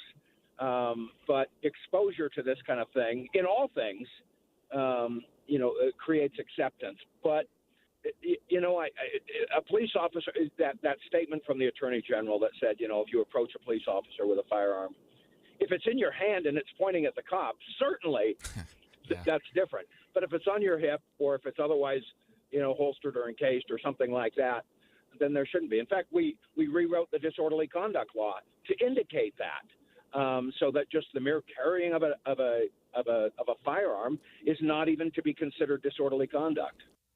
He anticipates some walkback on the comments made by the administration, but doesn't see any changes coming to the right to bear arms under the Second Amendment as a result of this weekend's deadly shooting. Stay with us. We'll be back with more in just 90 seconds. Progressive knows there are some surprisingly expensive things in life, like rugs. People say a rug would really bring the room together. And sure, you don't know what that means, but it sounds important. Suddenly you're using words like jute and sisal. Then you see the price and lose it, because how can the thing you walk and spill on cost so much? So you devote your life to taking down Big Rug. But then you remember that switching your home and auto to Progressive could save you hundreds. So, looks like Big Rug is safe. For now. Progressive Casualty Insurance Company, affiliates, and other insurers. Not available in all states. This year's tax changes. Better not get caught snoozing. Miss one deduction. Lose thousands. Not amusing. Big tax changes can mean bigger refunds at Jackson Hewitt. And right now, get $100 just to try us. Don't worry, tax filers. If money is tight, get $100 from Jackson Hewitt, so you'll sleep better at night. Limited time offer for new clients. Participating locations only. Details at jacksonhewitt.com. Every 2 minutes, an American is sexually assaulted. The majority of victims know their attacker. It could be your friend, your neighbor, or someone you met at a party. If you said no, it's rape, and it's a crime. This is Christina Ricci with RAIN. Call the National Sexual Assault Hotline today at 1-800-656-HOPE or visit RAIN.org. That's RAINN.org. Brought to you by RAIN and this station. Nate, did you hear that? That's the sound of a great deal. I did, Jake. And today, we're giving KSL News Radio listeners a deal so good, you'll hear it all along the Wasatch Front. That's right, because for today only, Monday, January 26th, Advanced Window Products is having a one-day sale. If you buy 10 or more of our energy-efficient, custom-made windows, we're giving you a mind-blowing $3,000 off. You heard him correctly. That's $3,000 in savings on windows that are manufactured right here in Salt Lake City, specifically for the Utah climate. Call us at 801-850-9100 today only. Our windows not only lower your energy bills, but they also come with a lifetime warranty, including accidental glass breakage. But you must act today. This incredible offer is only valid for a one-day window. You've got until tonight to lock in your savings. You won't hear this commercial tomorrow. It's go time. Get your custom-made windows installed before the summer heat. Call right now for your free, no-pressure quote. The number is 801-850-9100. That's 801-850-9100. Or visit us at advancedwindows.com. Rising tensions in Minnesota over deadly immigration enforcement in the state could impact the Senate budget vote later this week, potentially resulting in another government shutdown. Democrats are, for the most part, vehemently against any further funding for ICE. Now, some Republicans are joining that movement. With more on that, I'm joined by News Nation Washington correspondent Joe Khalil. Joe, thanks so much for being with me. Of course, happy to do it. So talk to me for a minute about the Republicans who are now worried about continued ICE funding. So there are certainly some Republicans that have expressed a bit of concern, which is different. I think when we saw the Renee Good shooting, for example, there was a sort of rally around ICE and law enforcement almost immediately. And, Homeland Security put out these statements that called Renee Good a domestic terrorist. I think there were a lot of Republicans that sort of defended that.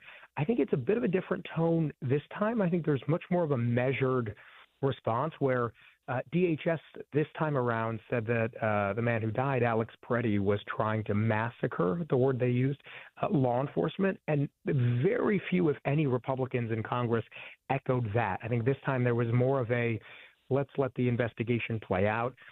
In terms of government funding, that bill right now, it's actually a collection of 5 bills. And funding for Homeland Security is just one of those, 6 bills. It's just one of those 6. Democrats are now saying we were not going to vote for this thing at all if the Homeland Security piece, which funds ICE, is still in it. They're calling for it to be stripped out and vote on the others. And Republican leadership is saying we're not going to do that. We're too far along. So we may very well be headed to another government shutdown, the second one in just 2 months. Joe, while there may be some Republicans who are not appreciative of the rhetoric surrounding what is happening in Minnesota, are they to the point where they would actually not vote for these funding bills? I haven't seen that yet. I think virtually all Republicans are going to vote for this. And remember, the consequence of not voting for this package of bills is a government shutdown, at least a partial shutdown temporarily. It's also the fact that Homeland Security as an agency funds not just ICE, but they also fund the Coast Guard. They fund FEMA as we have these winter storms across the country and several other smaller departments. So there are serious consequences to a government shutdown. It's just that Democrats now have seen, the ICE activity as something that has crossed a line and is worth having the fight over, even if it means temporarily shutting it down. Republicans are not there yet. I think most Republicans that we've heard from, I've not seen any of them other than Rand Paul, but every other Republican in the Senate is saying they will vote for the bill, at least for now. That could change, but it looks like most of them are moving forward and are going to vote for the appropriations bills. Okay, Democrats are saying all or nothing, but do they have the votes to stall this thing? They do. The reason is because for a package of votes like this, you need 60 votes in the Senate to pass, not 50. And if you do the math, there are 53 Republicans, so they would need 7 Democrats to join them. You would look to the more moderate Democrats to find those 7. And there are a handful of moderates, about 10 to 15, depending on the issue, that mostly will vote with Republicans on bipartisan things. And before the shooting of Alex Preddy Saturday, we fully expected you could probably find anywhere from 7 to 12 Democrats voting for these funding bills. Not the case anymore. Even the group of moderates, the people who are always in the middle of the bipartisan discussions, those Democrats are putting out statements saying, we're not voting for this either. So it's not just your Elizabeth Warrens and Bernie Sanders. It's also moderates, people like Senators, Jeanne Shaheen, Maggie Hassan, and the rest. There's one Democrat who is an exception, that is John Fetterman, who said, I don't like it. I don't like the DHS funding. I would support getting rid of it. But if my choice is government shutdown or nothing, I'm not going to vote to shut the government down. Other than that, though, I think you are not going to find any Democrats at this point that are going to vote for this thing. And again, it seems almost inevitable we are headed to a shutdown on Friday night at midnight. Joe, appreciate your time. Thanks for following this for us. That is Joe Khalil, the News Nation Washington correspondent. After the break, we'll take a look at how some asylum-seeking refugees in Utah are finding themselves in the middle of national immigration battles. But first, it's traffic on KSL News Radio. It's brought to you by UCCU. Supercharge your savings at uccu.com. Ricky? We have right lanes blocked. I think it's just one right lane at 13th South and 3rd West in downtown Salt Lake City. This is the northbound and eastbound right lane of traffic. No delays, but something to watch for if you're traveling any of the Valley freeways. It's still a quiet ride in the Valley. Supercharge your savings with UCCU's high yield savings certificates.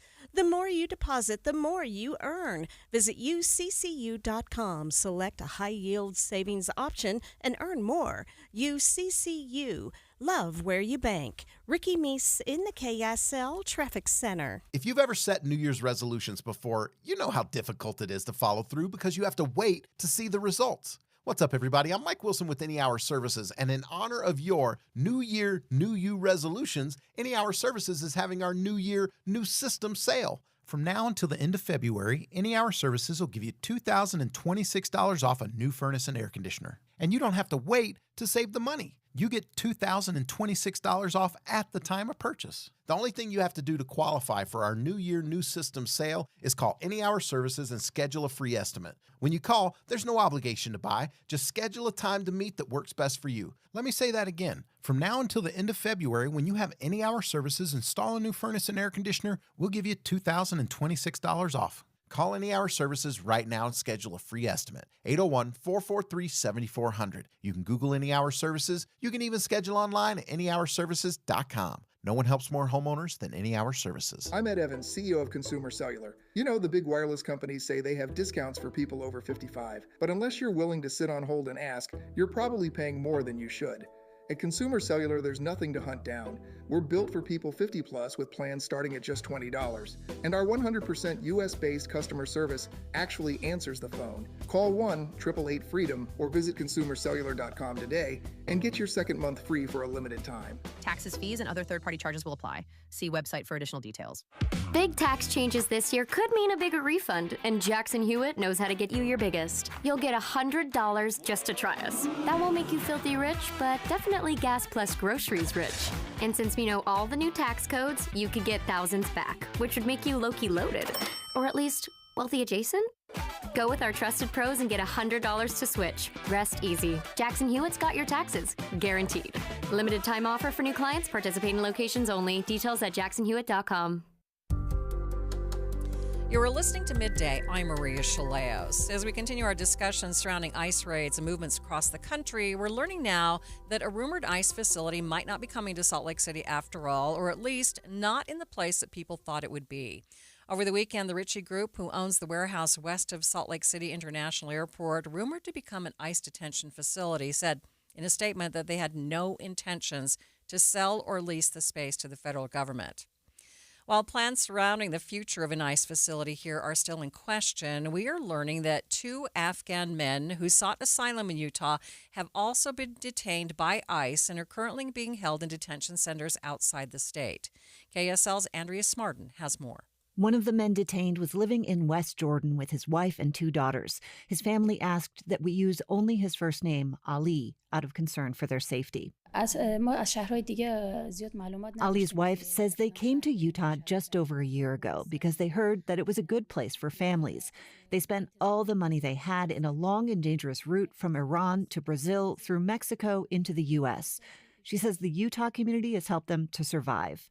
Ali was looking for a job since he had recently received a work permit and Social Security card, but then he was called in for an immigration appointment on December 29th. He never returned from that appointment.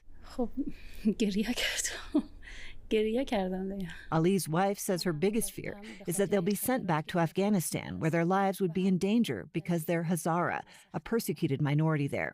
She says her father, grandfather, and brother were killed by the Taliban.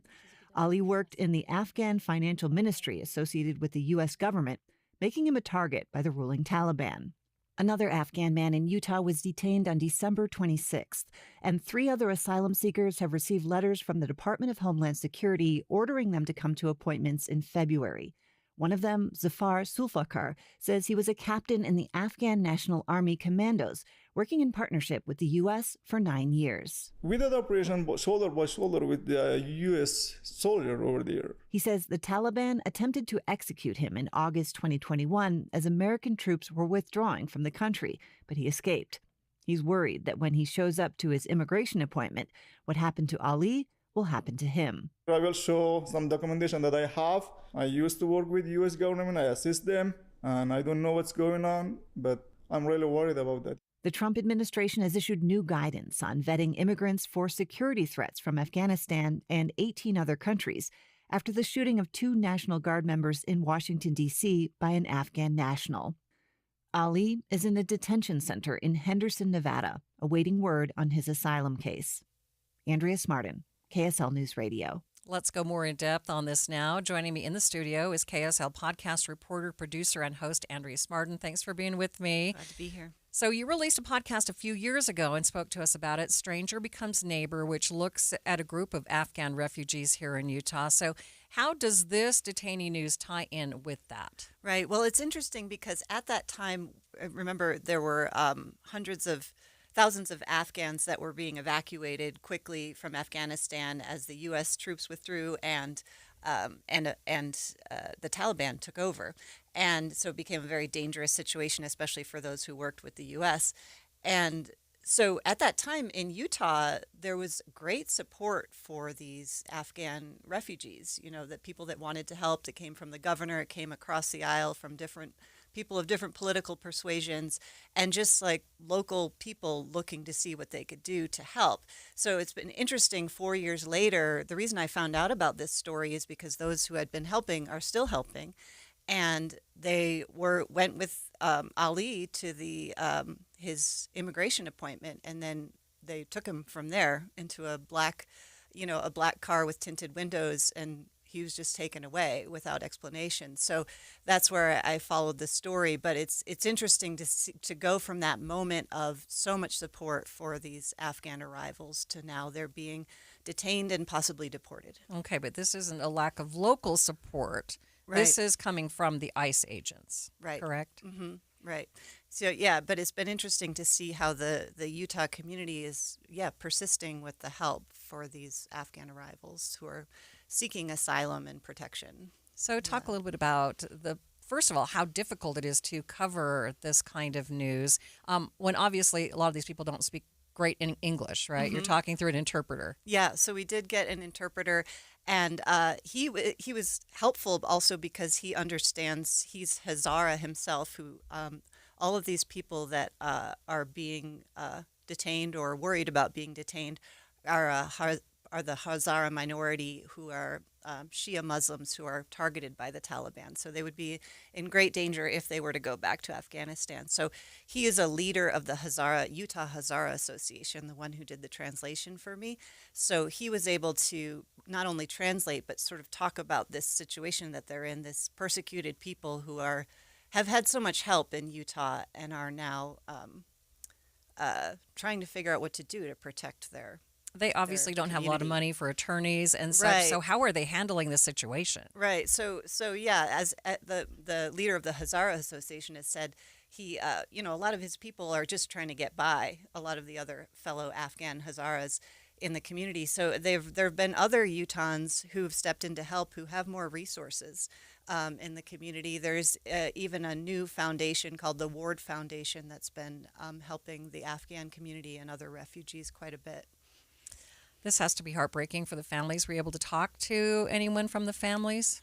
Yeah, so talking with the wife, and they have 2 young daughters who I met who are in school here, which is something that they could not do in Afghanistan right now if they were back there. So they were just, she was crying thinking about that moment when she learned her husband wasn't coming back, and they're very worried about their future.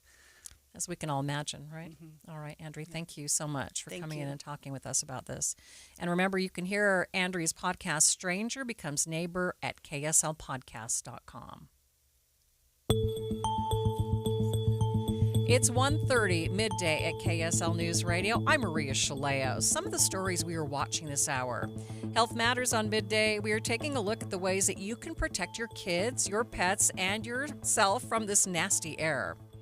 A group helping Utah's homeless community finding nearly 3 times increase in service needs this winter. And KSL traffic, Ricky. I-15 traffic moving at the freeway limit. I'm Ricky Meese. Maria? Thank you, Ricky. KSL's top local story. A Utah lawmaker has put a proposal on the table to use more of the state's liquor tax revenue for free school lunches. KSL News Radio's Adam Small has details. The state currently allocates 10% of the liquor tax revenue for the school meals program, but Senate Minority Leader Luz Escamilla wants to double that and use the extra money to give more kids free lunch at school. My biggest focus right now is children, right? How do we make sure our kids get at a minimum 1 nutritious meal a day? And we know that the only place we can capture that is at schools. Senator Escamilla's bill would also expand the number of kids who would qualify for free lunches. If passed, her bill would cover school lunch costs for any kid who doesn't qualify for reduced cost lunches under the National School Lunch Program and whose household income is at least 200% below the federal poverty level. Escamilla tells me she also thinks doing this will help the state with its goal of making sure kids are reading at their grade level. I think it's also in the best interest collectively of the state to make sure kids are not hungry. The bill's still awaiting its first discussion and vote on Capitol Hill. Adam Small, KSL News Radio. Other local stories KSL is following. A Taylorsville man was booked into jail after a deputy spotted him driving over 100 miles per hour in Utah County with no lights on at night. KSL News Radio's Randall Jepson has more. The deputy says he estimates the driver, Denzel Overa, was driving 115 miles per hour on Pony Express Parkway late Saturday night.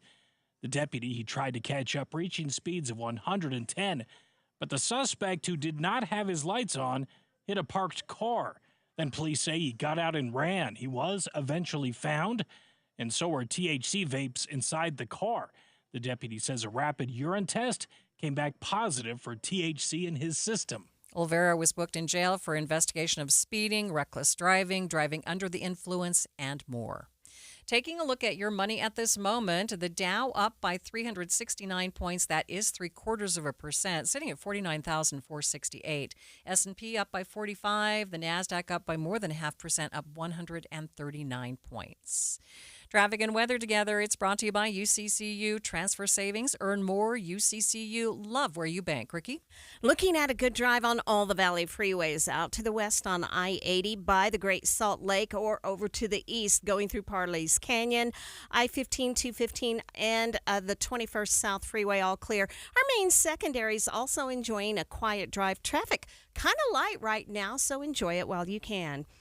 This Valentine's, take love to new heights at the Roof.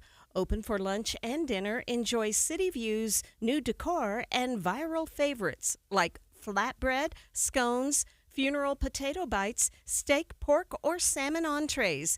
Visit theroofslc.com. Ricky Meese in the KSL Traffic Center. Not much change in the forecast for the next 7 days. Probably the highlight is it's going to be up into the 50s by the weekend, and just a 5% chance of rain on Wednesday. 43 degrees at the KSL Common Spirit Health Studios. A reminder about the simplest way to get updated for your day. Hit your KSL preset when you jump in the car, and we'll take care of the rest. Hear key news updates and traffic reports. Andy and Amanda from 5 to 9 in your car. KSL News Radio at 102.7 FM. Are you within 3 years of filing for Social Security? You've heard about delaying your benefits to get a bigger benefits check, right? But guess what? That could be a huge mistake. When you consider your taxes, Medicare premiums, and other benefits, you could potentially get more income by filing early. Find out the precise timing that could get you the most money possible with a free, customized Social Security analysis from Boss Retirement Solutions. If you've saved more than $300,000 and have not filed for Social Security, schedule your free analysis now by calling 801-896-9622. Don't leave one dime on the table that's rightfully yours. Schedule your free analysis now by calling 801-896-9622. That's 801-896-9622. Boss Retirement Solutions is not affiliated with the Social Security Administration. The boat buying event you've been waiting for. The Boat Show and Water Sports Expo, January 29th through February 1st. Fun for the whole family. Don't miss the reptile show with scales and tails. Watch the BMX pros perform. Buy the boat of your dreams. Register to win a 5-day Alaskan fishing trip. ABC4 Utah and CW30 invite you to the Boat Show and Water Sports Expo, January 29th through February 1st. Save $2 at UtahBoatShow.com. The boat show is here. Better climb aboard. Since 1947, Whipple Service Champions has been Utah's most trusted name for heating, cooling, plumbing, and electrical services. Got a high-price repair bill from another company and you're just not sure about it? Call Whipple. Get a free no-pressure estimate or bring in their quote for an honest second opinion totally free. Whipple Service Champions is Utah's first place for second opinion since 1947. Call 385-273-7167 for your free estimate today. 385-273-7167. You're listening to Midday. I'm Maria Shilaos. While our air quality is looking better today, we will be heading back into unhealthy territory in the next few days. And with little to no moisture on the horizon, that unhealthy air could continue through the rest of the winter. What can we do to protect ourselves and our children both inside and outside our homes? On Health Matters on Midday, Dr. Richard Ferguson joins me to talk about both the short and long-term effects of pollution and what steps that we can take to stay healthy.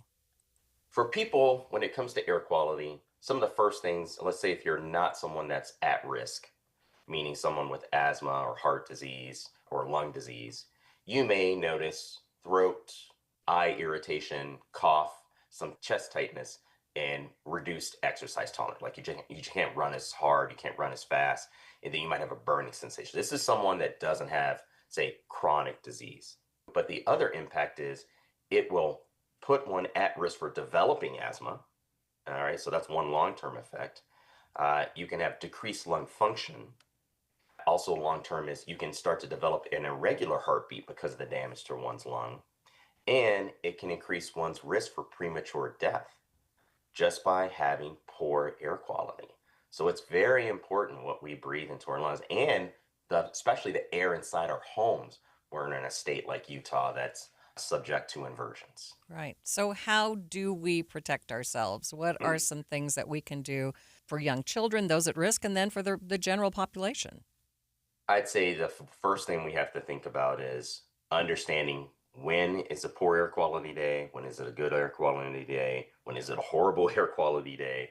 So I think when you're looking at your app on your phone, almost all our phones, if you click on the little weather that's usually on your home screen, it'll give you a color. So you've got green, yellow, orange. So for example, this last week, we were often in that yellow to orange, often creeped a little, we didn't quite creep into the red area, but it would be red for certain groups. And often many of the apps will say that. So the first thing I would say, reduce exposure. So if you have to be outside, and let's say you're someone that is not an at-risk group, you should just reduce your amount of time outside. So if you were going to go for a walk with your friends, instead of it being an hour, like, hey guys, today is a yellow air quality day, let's cut it to 30 minutes, or let's walk inside at an indoor track. If you're an at-risk person, and let's say your job requires you to be outside, I would actually wear an N95 mask.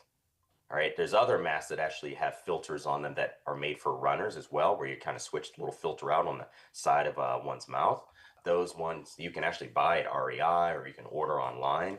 But I would say an N95, many of us remember those from many people telling us to buy them during the height of the pandemic. That's what I would use if you're someone at risk or in a sensitive group. So that's someone with lung disease, heart disease, even diabetes, older adults for those over 65, and then of course, someone with asthma or COPD. If you have to be out and it's yellow or orange conditions, I would wear an N95. I would put it this way. If you can't see more than a few hundred yards, and let's say you're in a building downtown and clearly there's no snow coming in, that's particulate matter floating in the air that eventually will make its way into your lungs and worsen your baseline acute lung disease that you already have, or it will have more long-term effects that you'll feel later on in the day. Sometimes it just will show up with people as increased fatigue, but it's because you've got these little fine particulates that you're inhaling.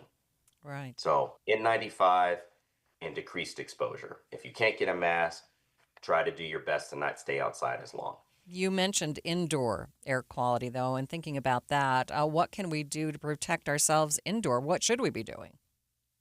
There's two things that folks need to do. If we are having more of poor air quality days, instead of changing one's air filter, okay, because we almost all have some form of central heating or central air. So in your HVAC or in your furnace, you should be changing that out with a indicated EPA rated filter. I have to look up real quick the type of rating that I usually recommend. I often say try to get one that actually just fits your furnace. Yeah. But you should try to change that out every 3 months, sometimes every 2 months, particularly during the winter, when you have more poor air quality days. Because you can actually go into it and you'll look at the filter and you'll see all that sort of grayishness that's kind of built up. That's because you have to understand it's pulling in air from outside to go inside your home. And so that's important to change. The other thing is if you're in a house with at-risk people, so those with known lung disease, heart disease, I would actually advise using a room air filter. So one of those air quality filters that often was very popular to try to reduce viral air transmission back during the height of the pandemic. Bring those back out, put it in the room so you can actually have increased filtration of your air. So those portable ones can do wonders to actually help you breathe, and especially for if you have a child that's at risk, putting that portable air filter in their room at night and making sure you change that one out if you're using it daily every 30 days. So I would take those steps. Change your filter more frequently, check it. A lot of people don't check it. Some people just change it when they turn the heat on and when they turn the air on. You need to change it more often than that. Okay, any final thoughts? I know it may be warm outside, like we may have a high 40 or a low 50 day. It doesn't mean that the air quality is good for you. So if you can, and if you have the ability, if you can go to a higher elevation above the inversion to do some recreation, if you really want to. Otherwise, I would stay in a gym or stay at home if you're trying to be active. Reduce your exposure outside is the key. Dr. Richard Ferguson is an emergency room doctor and the founder of the Black Physicians of Utah. In other health related news, how are your New Year's resolutions going? Are you still fulfilling your exercise goals? Statistically speaking, most people have thrown the towel in by now. But for those who are still going strong, a warning for your bones. Each January, orthopedic surgeon Dr. Andrew Carbone says he sees a predictable spike in preventable injuries at his Orlando, Florida clinic. The culprit, people pushing too hard and too fast to meet their fitness goals. Workouts, especially those that involve heavy lifting with a lot of speed, put strain on the joints that often leads to painful setbacks lasting days, weeks, or even longer. To avoid landing in his office, Carbone recommends easing into a strength workout program. Start with just 2 to 3 days a week and focus doing basic moves like body weight exercises, core work, and resistance band training. They're going to be helpful, especially to build the core strength and lower back strength that you need to take it to the next level. Rest days matter too. Muscles may get strong fast, but tendons and ligaments take time to catch up. Just because you think you can do something doesn't necessarily mean that your tendons and ligaments are ready for you to do that. With this Medical Minute, I'm Melissa Adon. We have breaking news here on Midday. Just into the KSL newsroom, Senator John Curtis is now calling for an independent investigation into the deadly shooting in Minnesota by Border Patrol agents over the weekend.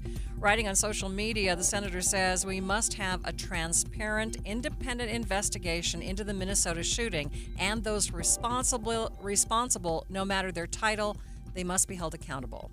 He says officials who rush to judgment before all the facts are known undermine the public trust and the law enforcement mission. He also wrote that he disagrees with DHS Secretary Kristi Noem's response, calling it premature and saying it weakened confidence.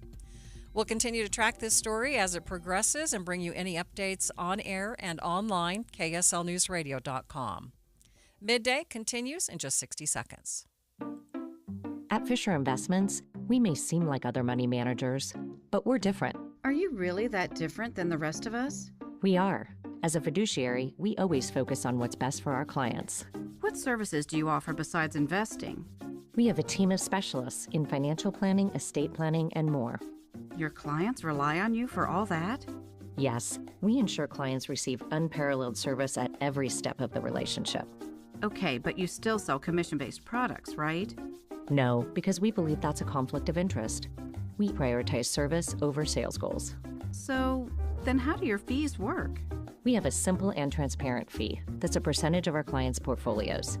So we do better when our clients do better. Wow, we're more different than I thought. At Fisher Investments, we're clearly different. Learn more at fisherinvestments.com. Investing in securities involves the risk of loss.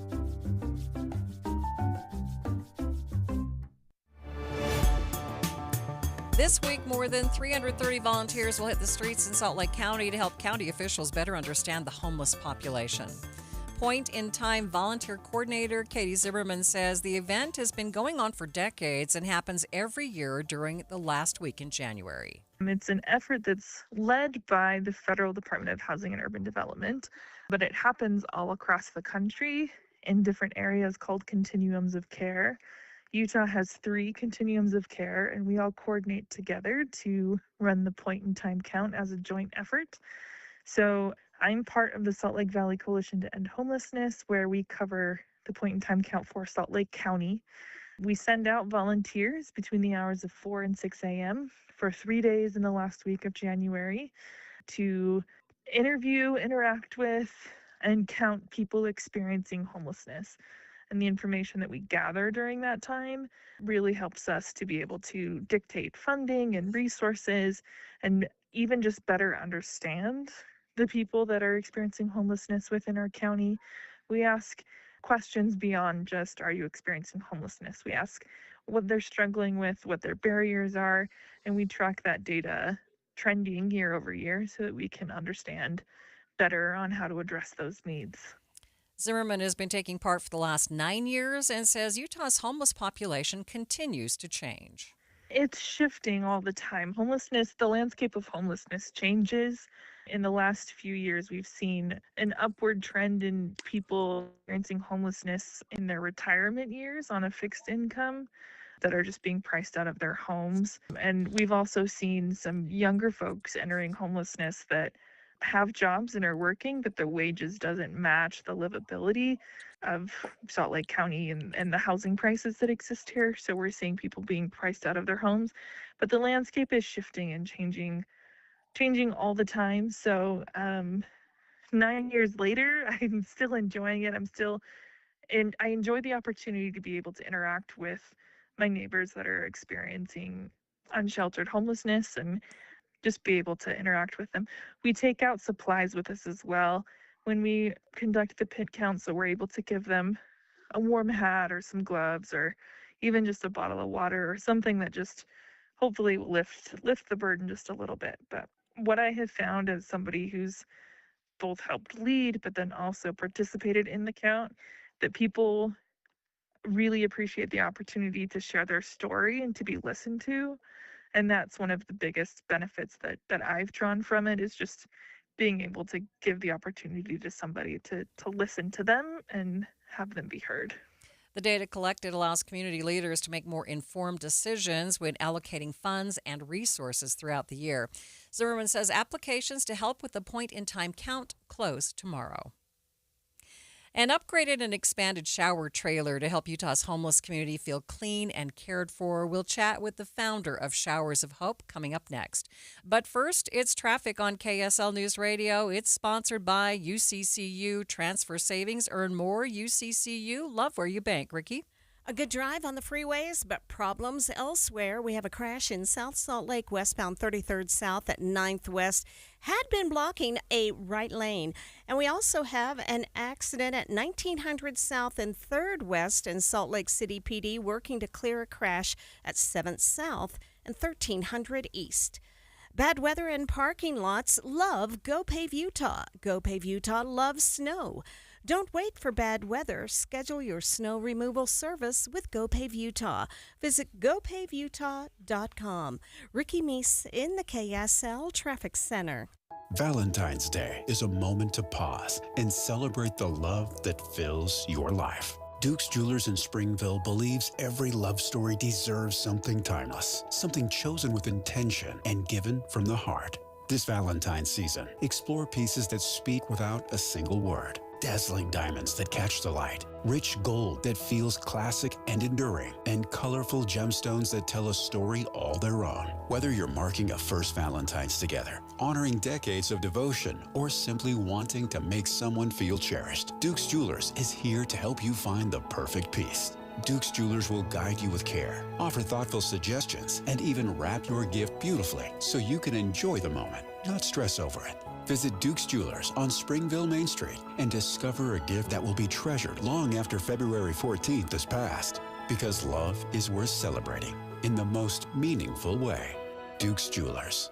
Love elevated. I'm back to doing what I love and more, thanks to the Good Feet store.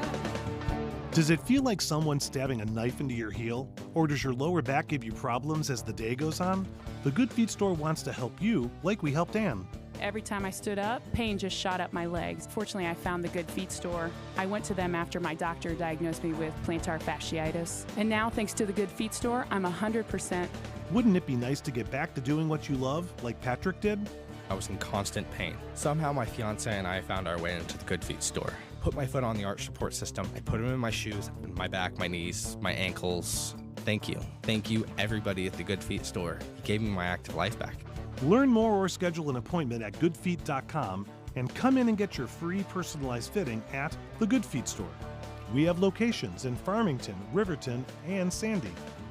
Thanks to the Good Feet store. Ready to win? Head to KSL.com/win for your chance to score big. This week, you could win tickets to see Ballet West's Peter Pan, a magical high-flying adventure for the whole family. From daring pirates to fairy dust and soaring dance, it's a classic story brought to life on stage, and you could be there. New contests are added all the time, so there's always another chance to win. Don't miss out. Visit KSL.com/win today and enter to win. That's KSL.com/win. Nate, did you hear that? That's the sound of a great deal. I did, Jake. And today, we're giving KSL News Radio listeners a deal so good, You'll hear it all along the Wasatch Front. That's right, because for today only, Monday, January 26th, Advanced Window Products is having a one-day sale. If you buy 10 or more of our energy-efficient, custom-made windows, we're giving you a mind-blowing $3,000 off. You heard him correctly. That's $3,000 in savings on windows that are manufactured right here in Salt Lake City, specifically for the Utah climate. Call us at 801-850-9100 today only. Our windows not only lower your energy bills, but they also come with a lifetime warranty, including accidental glass breakage. But you must act today. This incredible offer is only valid for a one-day window. You've got until tonight to lock in your savings. You won't hear this commercial tomorrow. It's go time. Get your custom-made windows installed before the summer heat. Call right now for your free, no-pressure quote. The number is 801-850-9100. That's 801-850-9100. Or visit us at advancedwindows.com. Emergency medical unit, respond to 102 Maple Avenue. Possible stroke victim. When stroke occurs, you have 60 minutes to win or lose the race of your life. There are new treatments, but you must get to a hospital fast. If you suddenly feel weakness on one side, have trouble speaking, walking, or seeing, it could be a stroke. Call 911. Get to a hospital. Because how you spend the next 60 minutes could determine how you spend the rest of your life. Stroke. Know the signs. Act in time. A message from the National Institute of Neurological Disorders and Stroke. This is Midday. I'm Maria Shilaos. A group helping Salt Lake's homeless with showers is providing 3 times as many showers compared to last year. Showers of Hope launched an upgraded mobile trailer this winter, which is making a big difference. Founder and director of Showers of Hope Utah, Renee Shaw, joined me to talk about this unique service. We give showers to people who are experiencing homelessness. It's on a mobile trailer, and we go around the city. Well, actually, we're just at Liberty Park right now, but eventually we will go around the city. But, we give them showers so that they can be clean for court dates, job interviews, housing appointments, whatever they need to, forge forward with their lives. So how long has this effort been underway? We're going on a year and a half now. Mm-hmm. And I understand that you are seeing quite an increase in the number of people who have sought you out. Yes, because we have a new trailer that has a warming station, they can dry their hair, they can get hot soups and drinks so that their core is warmed up before they go back out in the cold. This prevents catching colds. It increases their ability to move forward even when it's winter. They still need all those, they still need to be clean and feel good, have dignity in the winter too.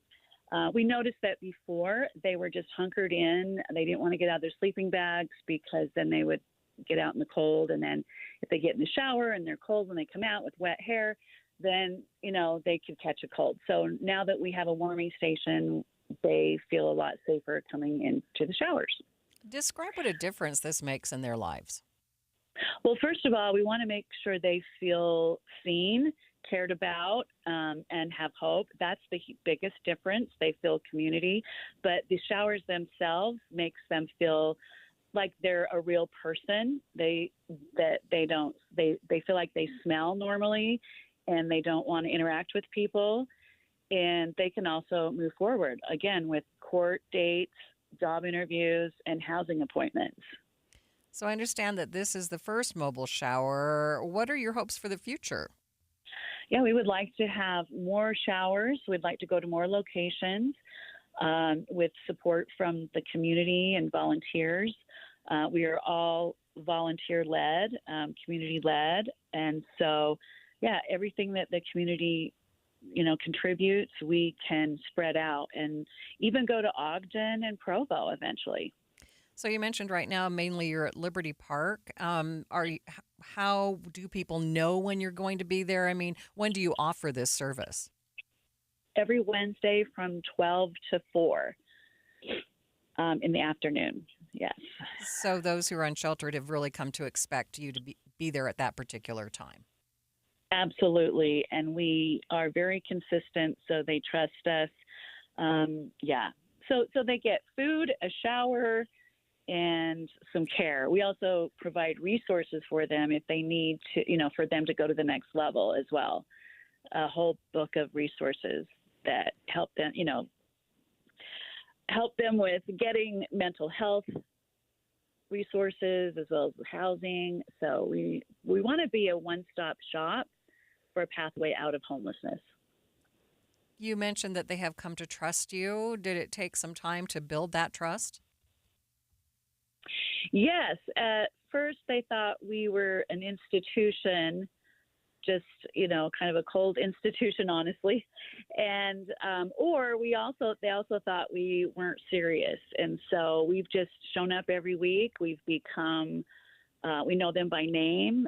They feel safe with us. Those who get housing come back and help, or they come back just for a hug and to feel the love and kindness that we share. Yeah, how many people are you able to help each week? In the summer, we help about 35 people, and now we're helping about 14, where last year it was 3 or 4, and we still came out for those 3 or 4 just to be consistent. All right. Renee, anything you'd like to add that maybe I didn't ask you? I would say that 75% of people are homeless because of mental health issues. And if we could just, change our stigma towards homeless people, they're not just lazy. They're not all just not willing to work, but they are disabled in some way or another, most of them. And that's what we've learned. Their stories are amazing. I've come to love each and every one of them, honestly. It's made a huge difference in my life. Renee Shaw is the founder and director of Showers of Hope, Utah. In the next hour of Midday, we'll get the latest on the massive winter storm that battered the Midwest, New England, the South, basically everywhere east of us. How did the storm affect air travel? Answers coming up in the next hour of Midday. Stay with us, won't you?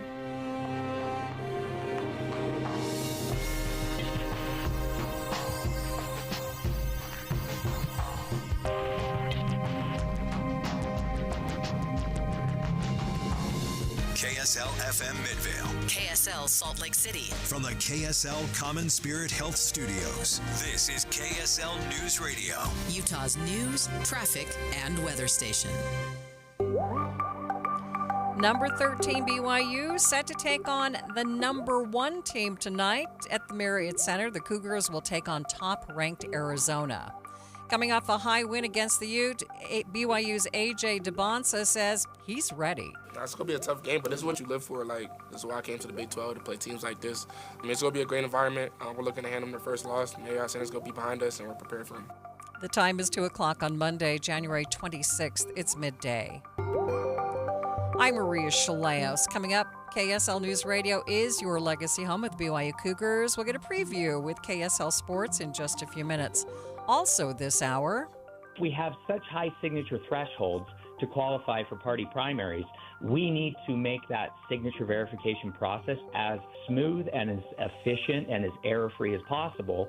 Eye on the Hill will get a closer look at some of the bills on Capitol Hill dealing with signature gathering. But first, our top stories. After months of searching, there's new movement in the case of 4 West Jordan children reported missing overseas. Their father now says they've been found in an orphanage in Croatia. Kids were reported missing after a custody dispute and were last seen leaving Salt Lake International Airport with their mom. Their dad, Kenny Seymour, shared the update through the family's GoFundMe and confirmed to KSL the children are alive and accounted for. But he says getting them home is still complicated, with legal steps and government paperwork slowing the process. Our top national story from ABC News. The unrest in Minneapolis continues, with things escalating following the death of Alex Preddy. Videos show federal immigration shot him in what the Department of Homeland Security claims was self-defense, but those videos seem to contradict that claim. ABC News has verified and reviewed 5 videos of the shooting, and at no point does Alex Preddy appear to reach for a firearm, seemingly contradicting DHS Secretary Kristi Noem's claim that Preddy approached U.S. Border Patrol officers with a handgun and attacked officers carrying out immigration duties. Nearby witnesses responded in shock after Preddy, who appeared to have been recording officers with his phone and occasionally directing traffic, was pinned on the street and shot. All he was doing was helping people park and get through safely. Preddy was pronounced dead at the scene on Saturday morning. Peter Haralambous, ABC News. Other national stories KSL is following. TikTok is weighing in on the recent outages that many users have been reporting. ABC's Mike Dubusky has more. TikTok says it's working to restore services after a power outage at one of its data centers triggered by this weekend's winter storm. A spokesperson for the social media platform says some users may notice delays in publishing new posts and other technical issues. People have been reporting issues since early Sunday. It comes after TikTok's American operations came under new ownership late last week, with Oracle and several other investors taking over from the Chinese firm ByteDance. Mike Dubusky, ABC News. Your money at this moment, the Dow up by 313 points at the close, not quite 0.75%, sitting at 49,412. S&P up by 35, the NASDAQ up by 100 points. Traffic and weather together, it's brought to you by UCCU Supercharger Savings at uccu.com. Ricky? We're still enjoying a good drive on the Valley freeways. No problems there. A new accident at State Street and 300 North. No other problems to report. Visit the Boat Show and Water Sports Expo Thursday through Sunday, January 29th through February 1st at the Mountain America Expo. Buy tickets online at utahboatshow.com. Ricky Meese in the KSL Traffic Center. We're still waiting for winter to arrive. Not much change in the forecast over the next 7 days. It will be a lot warmer over the weekend, though, if you care about that, with highs in the 50s. And only just a slight chance of showers in the forecast. That comes on Wednesday, and it's just a 5% chance. 43 degrees at the KSL Common Spirit Health Studios. The sources where we get our news matters. When you listen to Utah's Morning News, we want you to feel the stories are important to you and trustworthy. This is Amanda Dixon. And I'm Andy Farnsworth. Join us weekday mornings on KSL News Radio. Getting help with plumbing repairs is easier than you think. All you have to do is call Any Hour Services or schedule an appointment at anyhourservices.com. No one helps more homeowners than Any Hour Services. Amy Cox did something smart. She saved hundreds on auto insurance switching to Progressive. And with that money, she decided to treat herself to an anti-aging red light mask. Will she look like a horror movie villain every night? Yes. Will her boyfriend Kevin be scarred for life? That's certainly a risk. But it's Amy's savings, and if she's willing to risk her relationship for smooth, wrinkle-free skin, well, bye-bye, Kevin. Switch and see if you could save with Progressive and treat yourself. Progressive Casualty Insurance Company and Affiliates. Get in the zone, AutoZone. Rain on game day doesn't faze Dave. He's already got his poncho. Just needs to do something about those wipers. So Dave heads to AutoZone. Welcome to AutoZone, where a friendly AutoZoner helps him get premium quiet wipers and some hand warmers. You're all set. Now, if only his team can handle the elements as well as his new wipers. Get wipers, glass cleaner, and more with no hassles, just help at AutoZone. Get in the zone, AutoZone. 1877 Cars for Kids. KARS Cars for Kids. 1877 Cars for Kids. Donate your car today. 1877 Cars for Kids. Donate your car today. Ready to get rid of that old car? Donate it to Cars for Kids. Call 1-877-CARS-FOR-KIDS to reach a friendly live agent. Donation's super easy, and your car can be picked up as soon as tomorrow. Call us now, 1-877-CARS-FOR-KIDS. That's Cars with a K to donate your car today. 1877 Cars for Kids. KARS Cars for Kids. 1877 Cars for Kids. Donate your car today. Did you know you can donate real estate too? Go to carsforkids.org. That's carsforkids.org. Thanks for tuning into Midday. I'm Maria Shilaos. We're in the full swing of basketball season now, and tonight you can catch 13th ranked BYU take on number 1 Arizona at the Marriott Center in Provo, or, of course, you can catch it here on KSL News Radio. Joining me live for a preview of the game is KSL Sports' Alex Curie. So, Alex, pretty common for BYU to take on such a high-ranking team, is it? The Big 12 is chock full of really good teams. Yeah.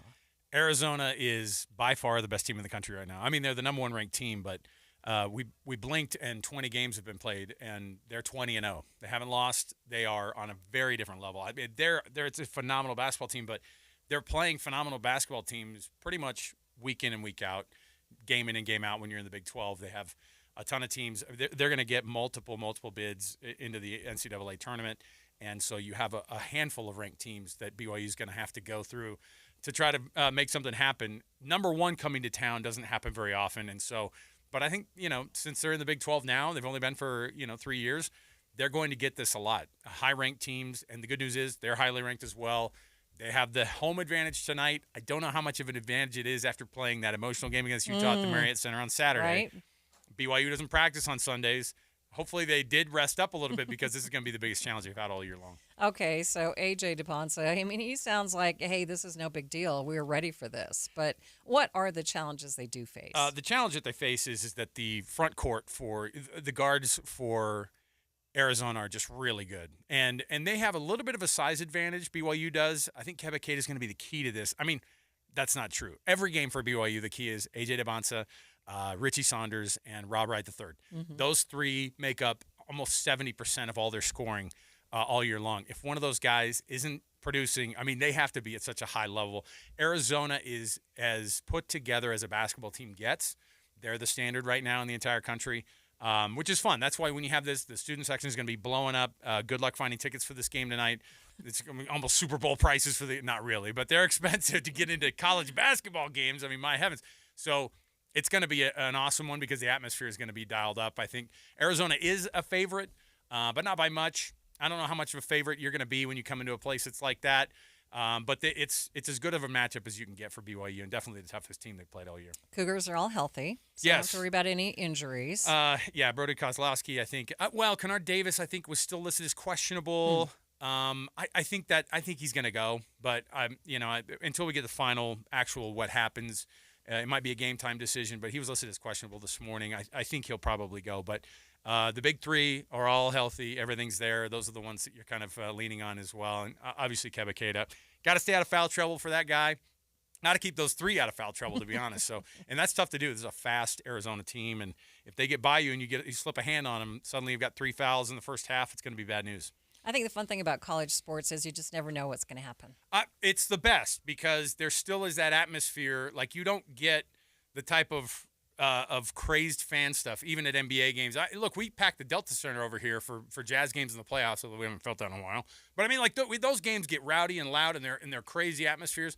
But college life and college kids is just a little different. And for some reason, BYU's been able to dial in their student section, and there's a standard there, and it's a wild thing. So it's fun to watch. You don't really know how it's going to go.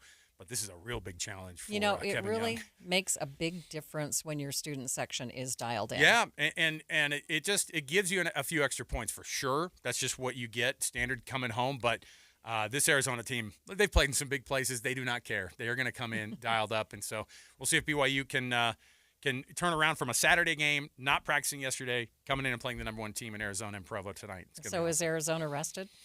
Yeah, I think they have a similar deal, but they get to win on Saturday, and then they just go straight in. They can just practice. They can watch film. They fly into Provo, and then they show up. So we'll see. It's not like an advantage for them necessarily, but BYU doesn't practice on Sundays. And so these Monday games have always been tricky for them. Cougars are hoping that the Arizona guys don't like the colder weather here. It doesn't. Look, if they're playing it outdoors, maybe, but inside the Marriott Center is going to be. It's a big place, but these guys are used to playing in huge arenas. Arizona is as good as advertised, and I'm actually excited about this matchup to be able to watch this thing go back and forth. Hopefully it is a good game. I love those close games. Sorry, what's the key thing you're looking for? The big three for BYU need to probably score 70 points or 75 among the three of them. I'm not expecting 43 points out of A.J. DePonce like they got the other night, but I am expecting that if you have a cold night shooting for Richie Saunders from behind the three-point stripe, it's going to be a long night. So Richie's got to hit his threes. You've got to see some aggressive play by Rob Wright. He's such a good defender. I think that's going to be a key to it as well. But you can't have an 0-for-7 night from Richie. You got to just have your guys dialed in. And A.J. DePonce is going to get like his 25 points. The question is what are those other guys going to chip in as well, I think. Fast-moving game, high scoring. I hope it's in the 90s. I hope it comes down to like a last possession. I'm a junkie like that. I love that stuff. All right, Alex, thanks so much for being with me. And that is KSL Sports' Alex Curie. The game tips off at 7 with pregame coverage right here beginning at 6 o'clock. KSL News Radio, your legacy home of the BYU Cougars. Stay with us. We'll be back with more Midday in just 60 seconds. If you're tired of hot, uncomfortable dress shirts that just don't hold up, sweat stains, stuffy collars, short tails, sound familiar? Meet your new favorite dress shirts from Serve Clothing. The game-changing design features a mesh collar shield that stops sweat stains from ruining your look. Plus, built-in vents keep you comfortable under suits and jackets, no matter the season. You'll love the extra length that stays tucked in and the antimicrobial odor-fighting fabric that keeps you fresh all day. Forget about replacing your dress shirts every 6 months. With Serve Clothing's unbeatable 2-year guarantee, you know your shirt is built to last through the toughest work days in any climate. And giving back is a priority. Last year, Serve Clothing helped to outfit more than 750 missionaries and others in need using a portion of your orders. Don't wait. Serve shirts sold out 4 times last year. Visit serveclothing.com right now to get yours before they're gone. Serve Clothing. Dress shirts that actually serve you. serveclothing.com. Eye on the Hill 2026. Special coverage on KSL News Radio. People would need a lot more signatures to get an initiative before the legislature, helping equalize the number of signatures needed for all types of initiatives in the state. Eye on the Hill, we are tracking the movements on Capitol Hill here on Midday.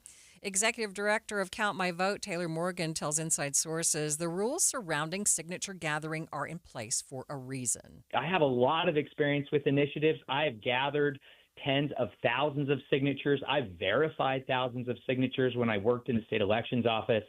And let me tell you, even with all that said, initiatives should be really, really hard, in my opinion, because we look at states like California and Washington and others who govern by initiative, and they spend their budgets by initiative.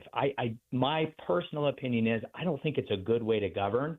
And I prefer that our lawmakers who are elected to make those decisions for us, that they really be empowered. However, we all know that the legislature can sometimes be reluctant to change the law, especially when it affects how they get into office. I think that is where the citizen initiative process can be really useful. That was our experience with Count My Vote. Certainly, you can make the case that Better Boundaries, Prop 4 in 2018, was similar. So there are good uses for initiatives, but they should be really, really, really hard.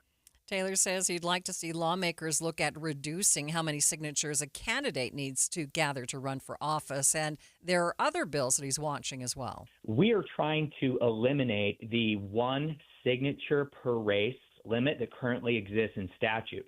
Now, what that means is if I'm a Republican running for governor, or even, Greg, if I'm you and I'm running for attorney general again, I would have to get 28,000 signatures of either Republicans or Democrats to qualify for my party's primary. But no other candidate can get a signature from any of those 28,000 voters who signed for me. We need to change that, because what we're doing is we're unintentionally creating a race to turn packets in, and that incentivizes fraud. Because right now, whichever candidate gets that number first and gets their packet in first, they get all of the signatures, and other candidates' packets are frozen until the clerks get through that first candidate's packets. So that's something we're trying hard to fix this session. He says Count My Vote doesn't like a different bill that would change who can verify signatures and require them to work much faster. Look, if we have such high signature thresholds to qualify for party primaries, we need to make that signature verification process by our clerks and by our state elections process as smooth and as efficient and as error-free as possible. We need to allow the state elections office to do what they currently do. This bill is really bad news for the process going forward. We oppose it. That is Count My Vote Executive Director Taylor Morgan. Of course, we will keep tracking these bills and updating you as they move through the process on Utah's Capitol Hill. After the break, airlines canceling more than 11,000 flights Sunday, one of the worst days in U.S. aviation history. It is a mess back east thanks to a massive winter storm. We'll get details on the cleanup and how the flight cancellations across the country have affected us here in Utah. But first, it's traffic. It's sponsored by UCCU. Transfer savings, earn more. UCCU. Love where you bank. Ricky? Traffic flowing freely on the Valley freeways. We still have the final cleanup of a crash at State Street and 300 North. When you need the financial products and services for every stage of life, Cyprus Credit Union is there for whatever the future holds.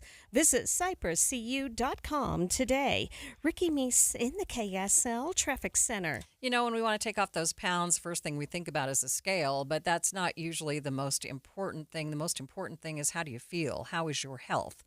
When I started with Salt Lake City Fat Loss a couple of years ago, I suffered from back spasms. Every time I would go out in my yard and I'd work for just a couple of hours even, I would have these terrible back spasms. Well, I don't have that problem anymore. This great program helped me lose more than 40 pounds. Many of their clients lose up to a pound per day. It's all natural, and that means you don't have to worry about any sort of side effects. Plus, it's really easy to stick with because the weight comes off so quickly.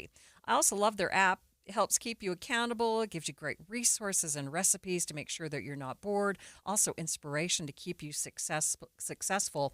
And you can reach out at any time and ask questions. The best thing about right now is that you can save 20% off. They've extended their New Year's sale, so you can save 20% off right now.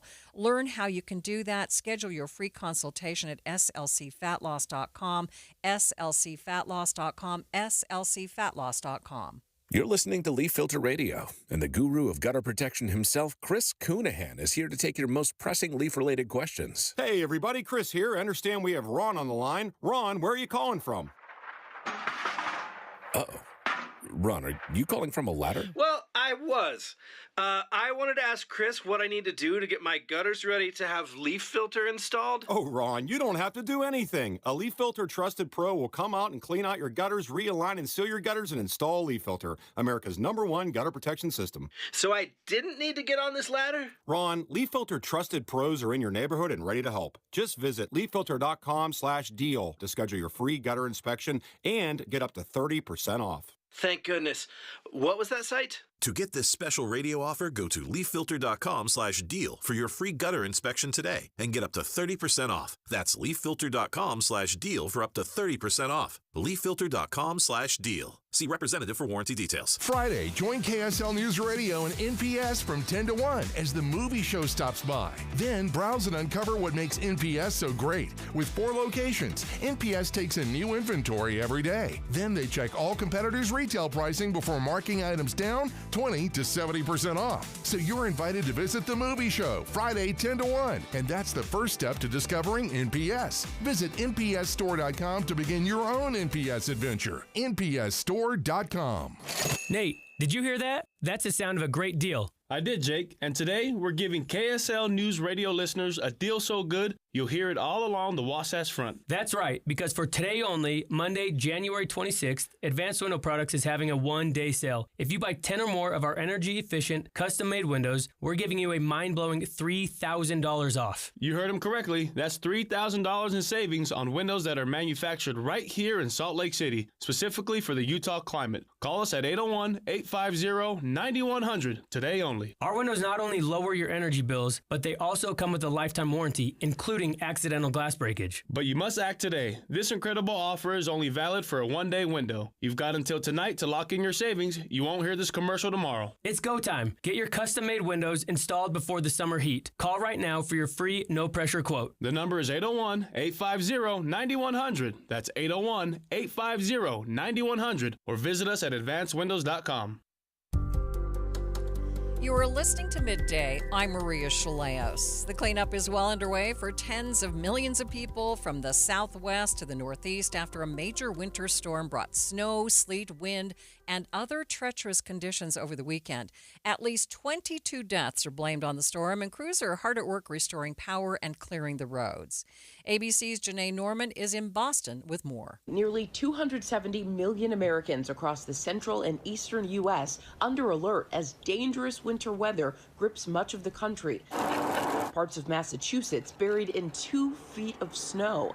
Parts of New England seeing snowfall rates up to 2 inches per hour. In Norwood, Mass, a woman dying and her husband seriously injured after they were hit by a snowplow in this parking lot. My biggest message is please take it seriously. Stay off the roads and check in on your neighbors.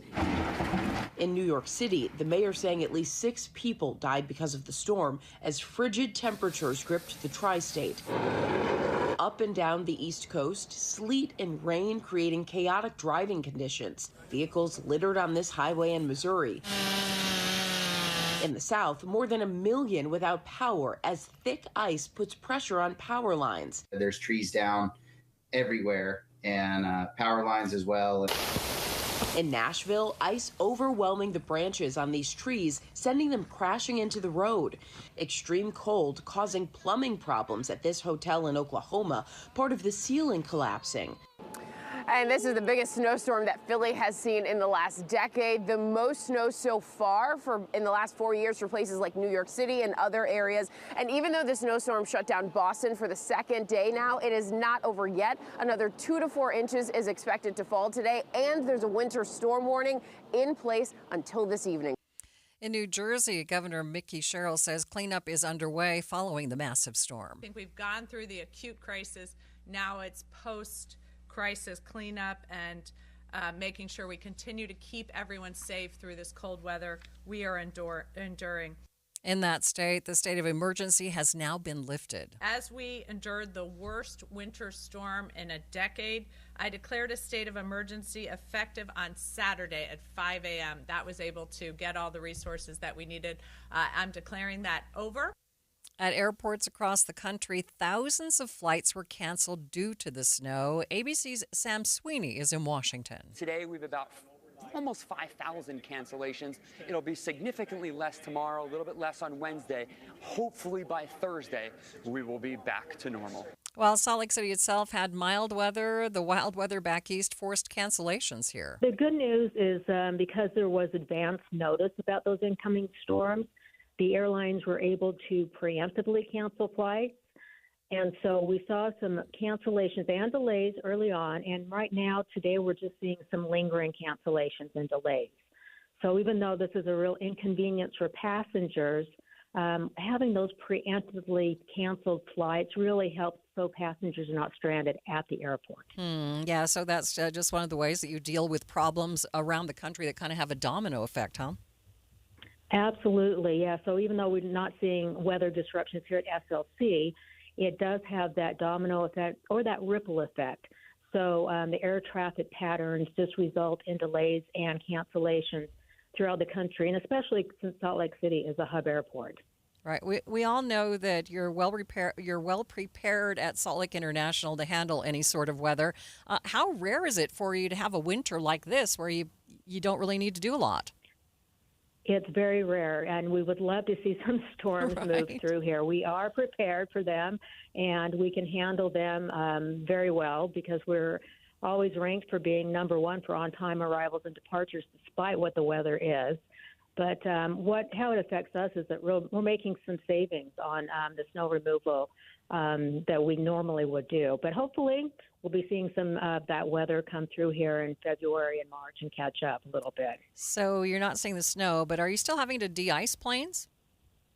Absolutely. Oh, yes, absolutely. We are de-icing planes, and we are prepared for that as well. So we sometimes see some delays with those de-icing methods that they have to use, but for the most part, the flights stay pretty well on time. That is Nancy Vollmer with Salt Lake City International Airport. If you are flying out today, especially if you're flying through the east or south, make sure you check your flight status before heading to the airport.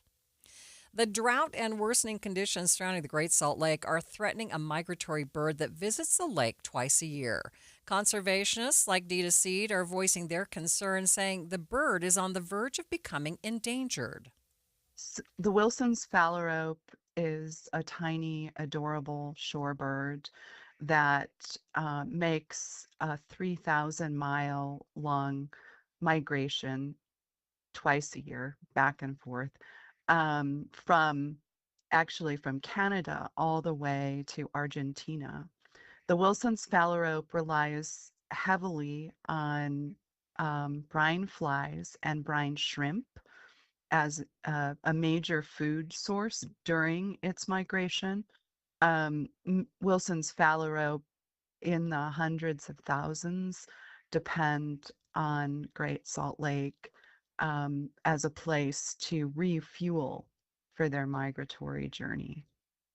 And the declining lake levels have resulted in declines in their food source, brine shrimp and brine flies, and also because the salinity of the lake has increased, this has imperiled those food sources because they can't live in water that is too salty.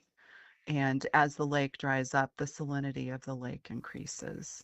Seed is the senior campaigner for the Center for Biological Diversity. She tells KSL News Radio's Cameron Elliott the tiny bird deserves special protections that it doesn't currently have. You know, if they're not able to get the fuel they need to make their migratory journey, there could be catastrophic consequences.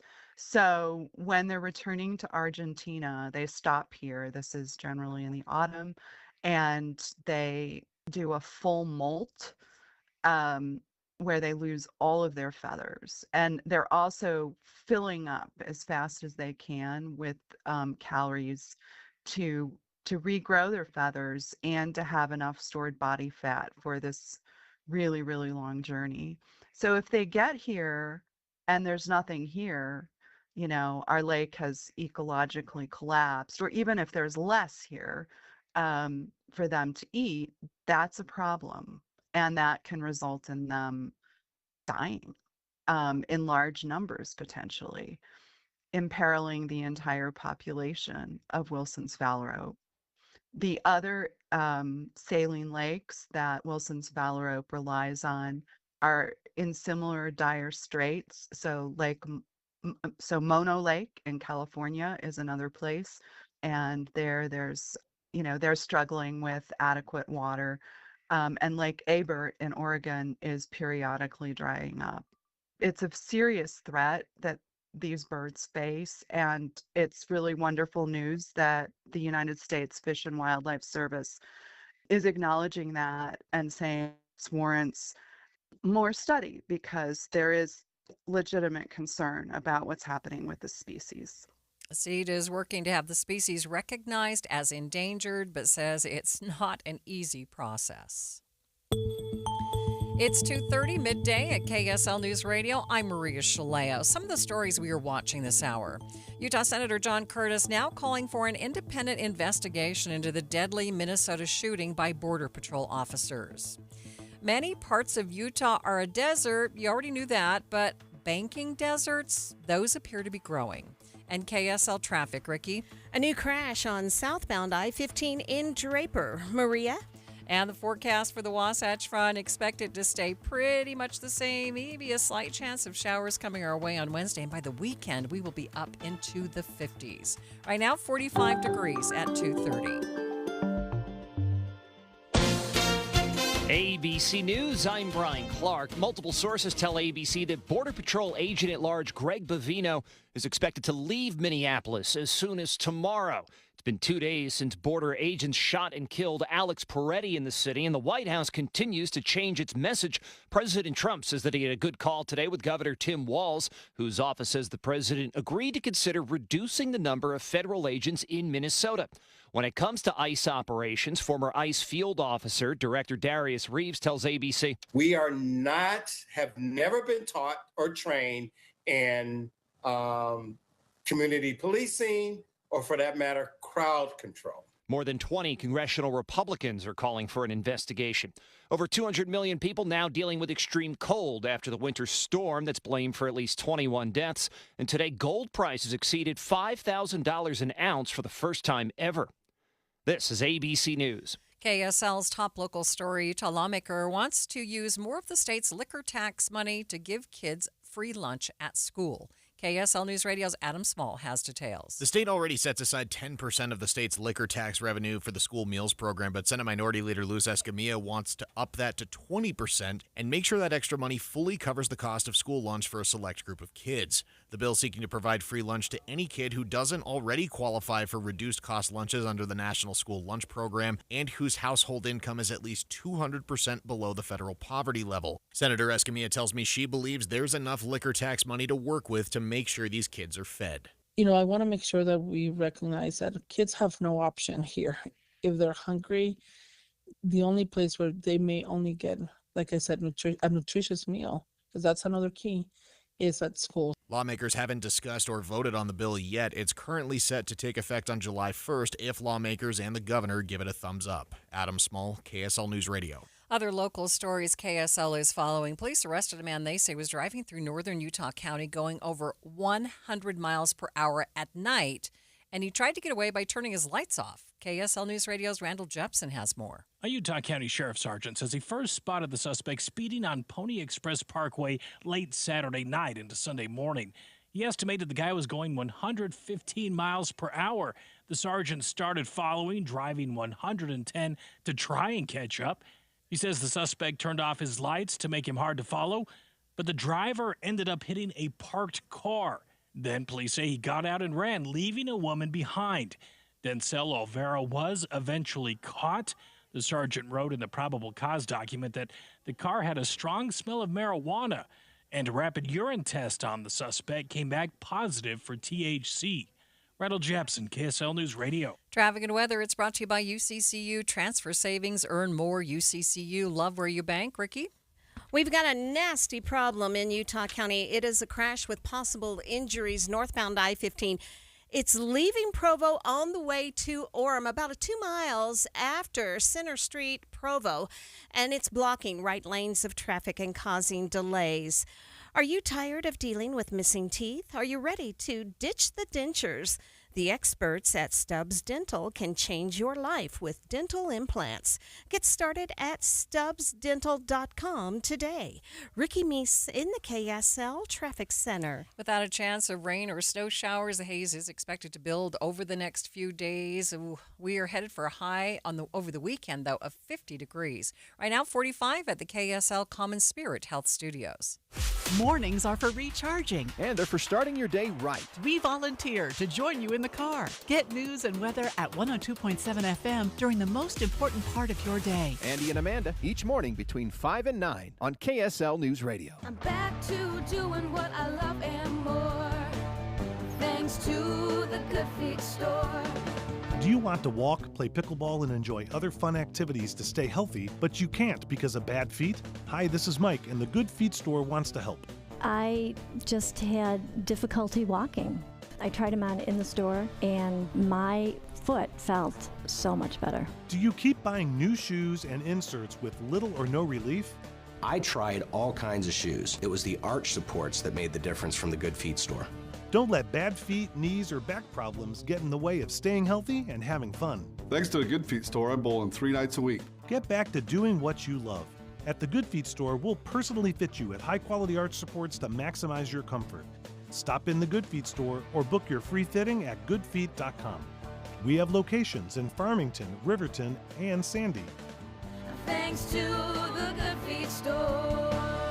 Amanda, I took my daughter with me to see Frozen at Hale Center Theater, and it was a magical experience. And I say that somewhat jokingly, but it was magical. I watched a woman transform a dress in a second right in front of my own eyes. I got snowed on indoors. Plus, there was all the songs that we both loved. Yeah, when that ice castle comes out of the floor, I have goosebumps now just thinking about that moment.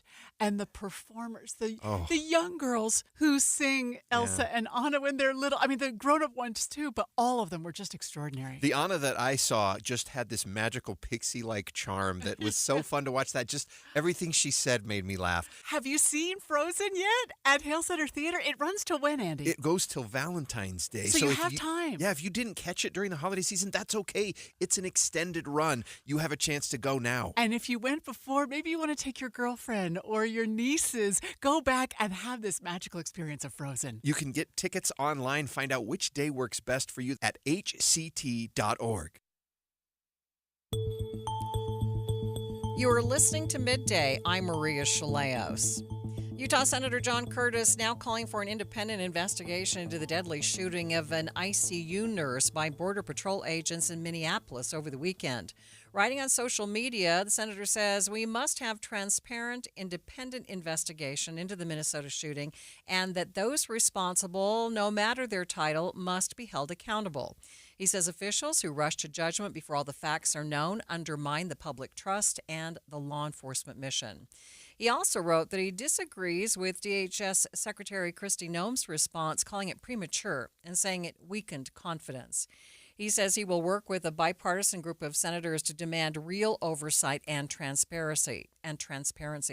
But at the White House press briefing this afternoon, Press Secretary Caroline Leavitt said the president has confidence in the investigations that are currently underway. The president believes that these investigations are credible, they are continuing, they are active, and he wants to let them play out.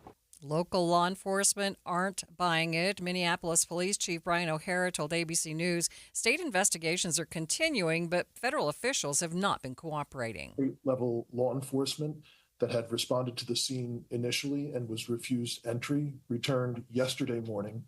I know they canvassed for additional evidence, spoke to potential witnesses. I know they recovered some potential evidence from the scene, and they were continuing their investigation towards its logical conclusion. KSL legal analyst Greg Skorda says as an attorney, there are a lot of things he's watching as the investigation gets underway, including cooperation between different agencies. You know, I've done this for 43 years, and there has to be a level of cooperation between state and federal investigators anytime you have an investigation like this, because both, believe it or not, have jurisdiction to investigate and to possibly prosecute this or do what they need to do to complete the investigation. So there, we do it here in Utah. I've not seen problems between the federal and the state authorities when a federal officer is involved in a use of force, working together, making sure that they share information. And there shouldn't be that concern in Minnesota. We had the same problem with the prior shooting just 2 weeks ago, where the federal government said, we've got this and we're not going to share information with the state. I mean, that it doesn't work when you do that. And I'll tell you why.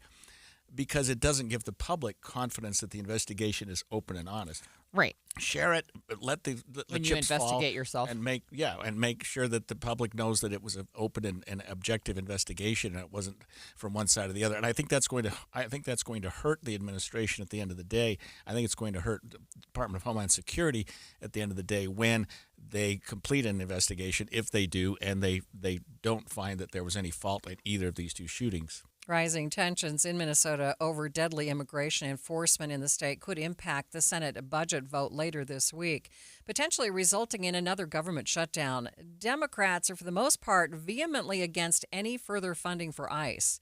Now some Republicans are joining that movement. With more on how this latest incident could affect further funding for ICE, here's News Nation's Trevor Shirley. Last fall, when the last government shutdown ended, Congress passed a short-term spending bill to reopen the government. That funding ends January 30th, and now if lawmakers can't reach some kind of a deal on ICE funding, we could be looking at another government shutdown as early as this weekend. Outraged Democrats say unless changes are made to ICE funding in this week's must-pass government funding legislation, they'll vote no. Well, I'm not giving ICE or Border Patrol another dime, given how these agencies are operating. Democrats are not going to fund that. We can't vote to fund this lawless Department of Homeland Security. This week's funding bill has to pass by Saturday to keep the government fully open. Last year, ICE received around $75 billion from the One Big Beautiful Bill, President Donald Trump's signature legislation. This week's bill keeps ICE funded at its yearly base budget of around $10 billion. These agents have also arrested thousands of violent criminals in Minneapolis. That's one of the reasons that crime is down. Republicans argue the funding is necessary to allow ICE to continue to carry out its enforcement efforts, while Democrats say the agency needs reined in. Congress has to assert itself and put some guardrails on this activity. That's why I support legislation to ban masking, to require officers to identify themselves, to have real use of force standards that are enforced. We need to pass that legislation either as part of the DHS funding bill or on its own. Before Saturday's shooting, the funding bill was expected to pass without much drama. Now another shutdown is a real possibility if a compromise isn't reached on money for ICE. The government will shut down if Republicans insist that that be joined with other government funding. It will be a Republican decision. The Senate canceled today's votes because of the snowstorm we're dealing with here on the East Coast. As senators try to get back to Washington, it looks like the earliest this bill may get a vote is Thursday. That's just around 48 hours before a government shutdown would begin. Reporting in Washington, I'm Trevor Shirley. We spoke last hour with News Nation's Joe Khalil, who says as of this afternoon, he had not heard from any Republican senators who would say they would pull future funding for DHS and ICE. Utah's senior Senator Mike Lee wrote on X over the weekend saying they would not defund ICE. Midday continues in just 60 seconds. All Americans should do what they can to prepare for the future. Donald Trump Jr. here with an important message. More and more Americans are looking for ways to diversify their hard-earned money. And gold is the perfect solution. For example, a gold IRA from my trusted friends at the Birch Gold Group lets you diversify your IRA or 401k into physical gold with zero taxes and zero penalties. You stay in control with a tangible asset that's held value for thousands of years. And right now, Birch Gold is offering a free info kit to help you understand how it works. Just text the word SECURE, SECURE, to 989898. There's no pressure, no obligation, just the facts.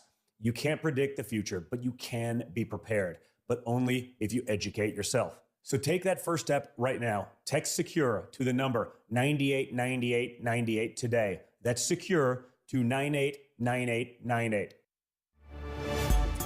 Millions of Americans are being left in the dust due to banking deserts that exist mainly in rural areas across the country.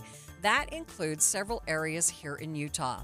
Analysis done by Bankrate digs into the problems, and reporter Andrew Pentis joined me to talk about why this is a great concern. Across this country, we have about 12 million Americans who live in banking deserts, and another 13 million who are at risk of being in that same situation.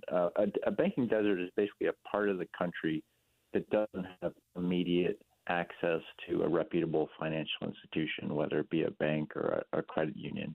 And at Bankrate, we really wanted to investigate, the scope of the problem, but also sort of the impacts of what it means to live in a banking desert, how it can negatively impact you and your finances.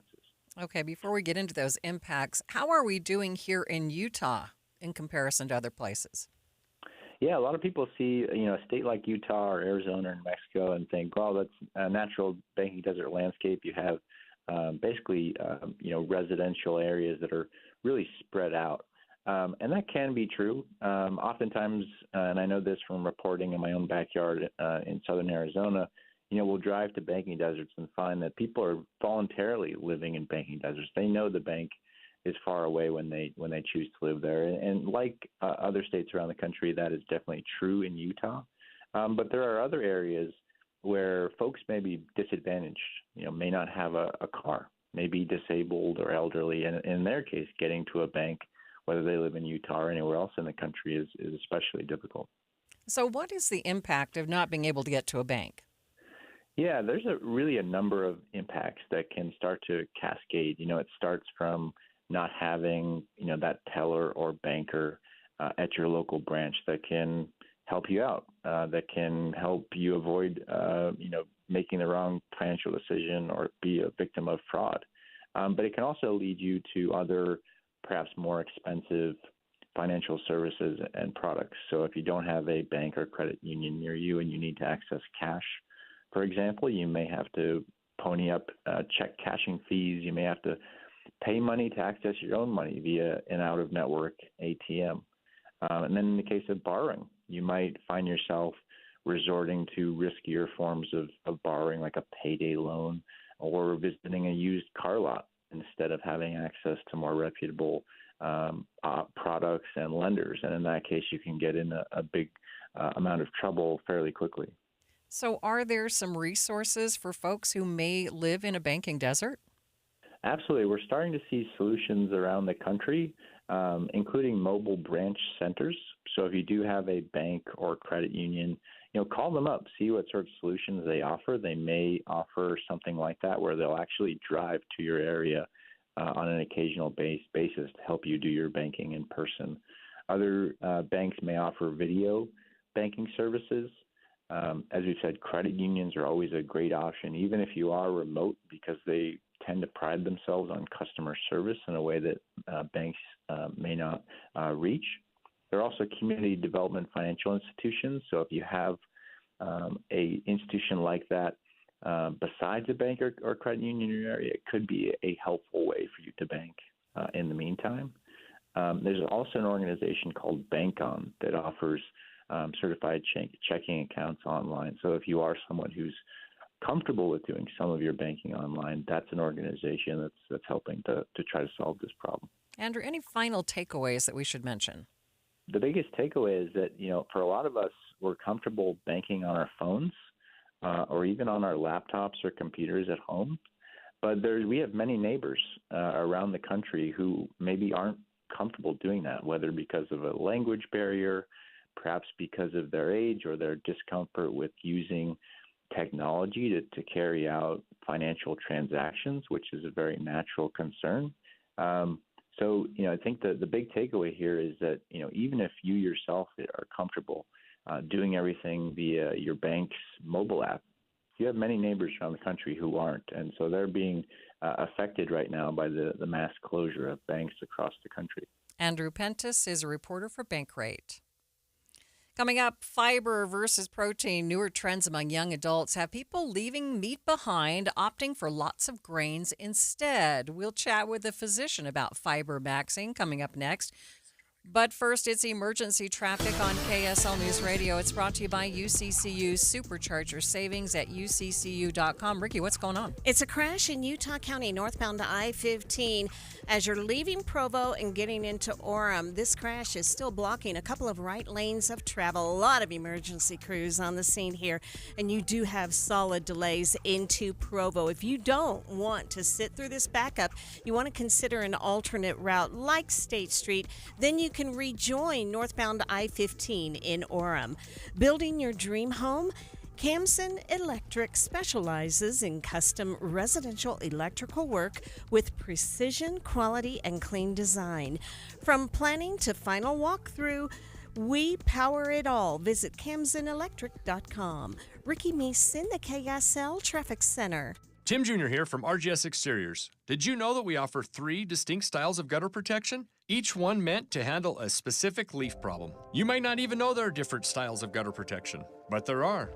And if you pick the wrong one, it could be a huge waste of money. Now, the big gutter guard companies won't tell you this. They try to sell you a one-size-fits-all gutter guard.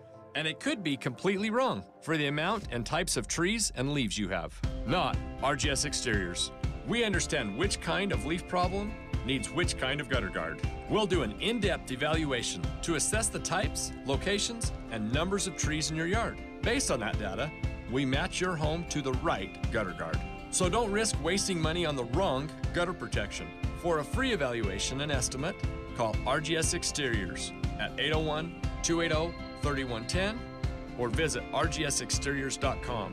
That's 801-280-3110 or rgsexteriors.com. At KSL News Radio, we have a 30-year legacy of honoring Utah teachers, but we can't do it without your help. Please tell us about an important teacher in your life on the KSL Teacher Tribute Wall, presented by Cypress Credit Union.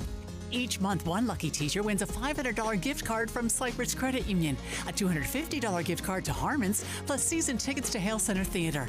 Say thanks to your teacher today at kslnewsradio.com/teacher from Cypress Credit Union and KSL News Radio. Ben Kerr was born with Cruzon syndrome, told he'd face a life of limits. People do a lot for someone to notice them, just trying to get someone to pay attention to them. That's not your deal.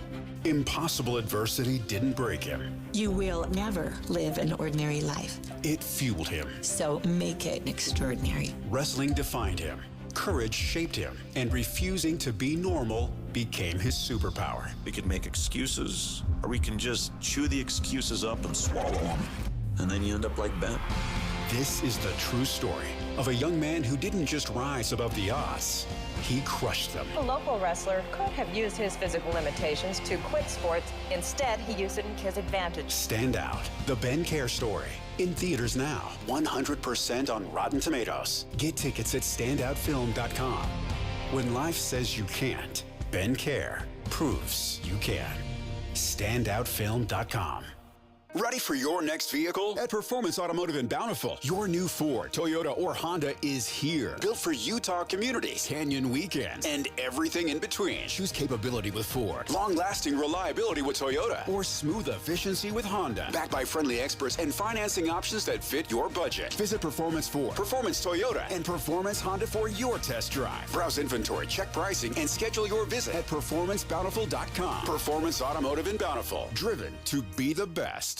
Nate, did you hear that? That's the sound of a great deal. I did, Jake. And today we're giving KSL News Radio listeners a deal so good you'll hear it all along the Wasatch Front. That's right, because for today only, Monday, January 26th, Advanced Window Products is having a one-day sale. If you buy 10 or more of our energy-efficient, custom-made windows, we're giving you a mind-blowing $3,000 off. You heard him correctly. That's $3,000 in savings on windows that are manufactured right here in Salt Lake City, specifically for the Utah climate. Call us at 801-850-9100 today only. Our windows not only lower your energy bills, but they also come with a lifetime warranty, including accidental glass breakage. But you must act today. This incredible offer is only valid for a one-day window. You've got until tonight to lock in your savings. You won't hear this commercial tomorrow. It's go time. Get your custom-made windows installed before the summer heat. Call right now for your free, no-pressure quote. The number is 801-850-9100. That's 801-850-9100. Or visit us at advancedwindows.com. Question: what will you find on all over-the-counter or OTC medicine packages to help you choose the right drug and use it safely? The answer? The drug facts label. This label lists the medicine's active ingredients and purpose, how much to take, and warnings you should know before using it.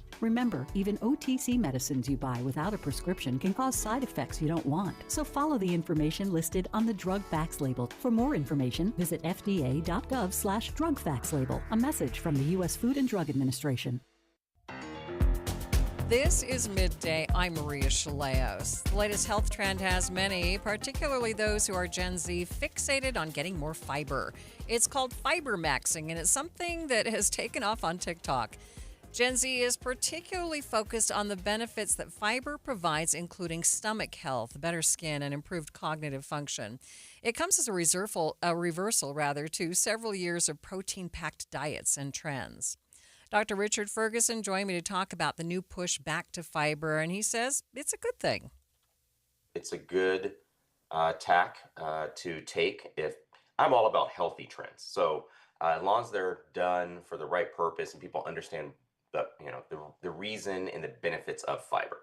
So maybe I think let's kind of maybe explain that. Like, one, how much fiber do people normally need? I think many of us don't get enough, because I think sometimes we don't realize we're identifying it, we don't understand its purpose, we don't necessarily seek it. But the other thing is, fiber isn't readily available in a lot of American foods. We will have to, like I said, seek it as like often a side dish when it comes to us creating meals. So, for example, fiber, you need about 25 grams a day, at least if I'm recalling from the article I was reading this morning, but also just general FDA guidance. 25 grams a day for a woman, 38 grams a day for a man. And the purpose of fiber, some people just think about gut health. So fiber helps prevent constipation, supports regularity because it helps kind of pull water into our bowels and to help soften our stools. It also helps you feel full, and it lowers your cholesterol, and it can actually help to more evenly control your blood sugar so it doesn't spike. Our bodies don't like it when our blood sugar kind of goes up and down a lot with meals. And when you have soluble fiber, so that's like your oats, your beans, your seeds, that's the type of fiber that helps that lower that LDL, improve your blood sugar. And then you have insoluble, and that's the type of fiber that tends to bulk and help move waste out of your GI tract. So high fiber foods is what people should maybe focus on first. But if you don't have access to it, and this trend with fiber supplementation, I think it's fine. It's been done for a while, especially People may recall supplements such as like psyllium. That's something that is actually given to children a lot when they're trying to address constipation without trying to give necessarily a medication, but you try to mix a little more fiber into their water. So this has been done for a while. Pediatricians been using it, but I agree, it should be a normal part of our ongoing health. But sometimes you just might need to have a little oatmeal in the morning, maybe some beans with your salad. You often will reach your fiber goals that way if we just incorporated that a bit more in our diet. Yeah. So it sounds like you're saying that shouldn't be done in lieu of protein, though. Now, protein's still important, but I think people are failing to realize with the protein trend, if you aren't doing something to actively break down the protein so it goes into your muscles, so if you're just kind of shoveling, like right now, I think they have protein fortified frosted flakes. So where do you think protein is necessarily making your frosted flakes healthier? No, there's still tons of grams of sugar in that. And the other thing is, what activity you're doing with your body to break down that protein, utilize that as an energy source. So protein, if you don't, and that's why it's often you see people that are working out, they're adding protein powder to their workouts before or after. The thing is, if you aren't very active, it goes to your kidneys and you urinate it out. You just pee it out. So if people putting in all these extra grams of protein, it doesn't really add too much to your body in regards to health if you're not already a very active person.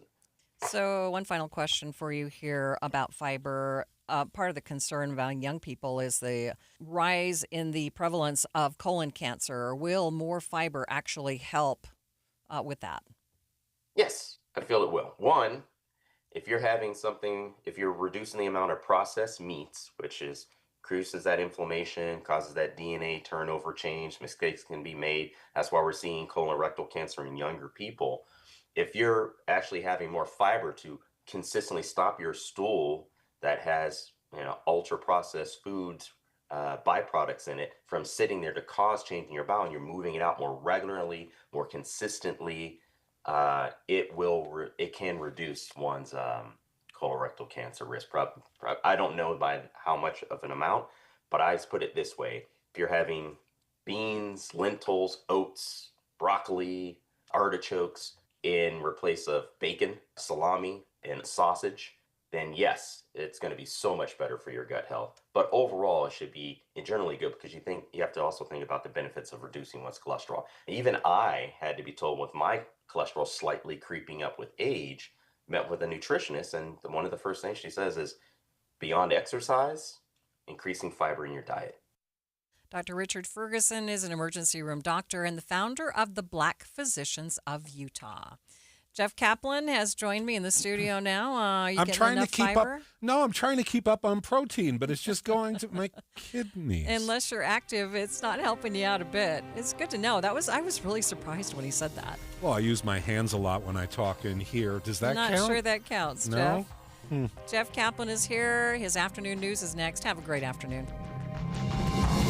KSL FM Midvale. KSL Salt Lake City. From the KSL Common Spirit Health Studios, this is KSL News Radio. Utah's news, traffic, and weather station. Good afternoon. It's 3 o'clock at KSL News Radio. I'm Jeff Kaplan. We're at 45 degrees. KSL's top story. 4 missing West Jordan children have surfaced, of all places, at an orphanage in Croatia. Their father is there in Europe trying to get them out. KSL News Radio's Eric Cabrera is joining us live with the very latest. Eric. Jeff, the father of 4 West Jordan kids, says they were found about a week and a half ago in Croatia, but they still can't leave. Their dad, Kenny Seymour, tells KSL the kids are being held in what Croatia calls a children's home, their version of an orphanage, while authorities review U.S. court documents before releasing them. Seymour says the process has been slow and emotionally overwhelming. For backstory on how this all started, here's KSL News Radio's Claire Scott. It was just after Thanksgiving that police say Alicia Seymour took off to Europe with her children. According to charging documents, Seymour had recently obtained passports, telling her ex-boyfriend she was concerned about the end of times and had to leave the country.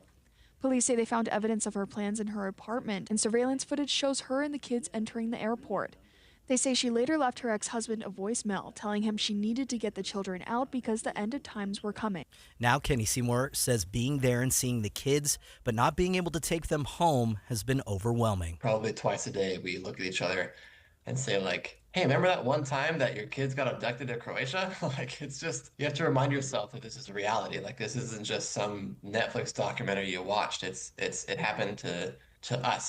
Seymour says he's allowed to see the kids once a day, but they can't leave the facility and don't understand why it's taking so long.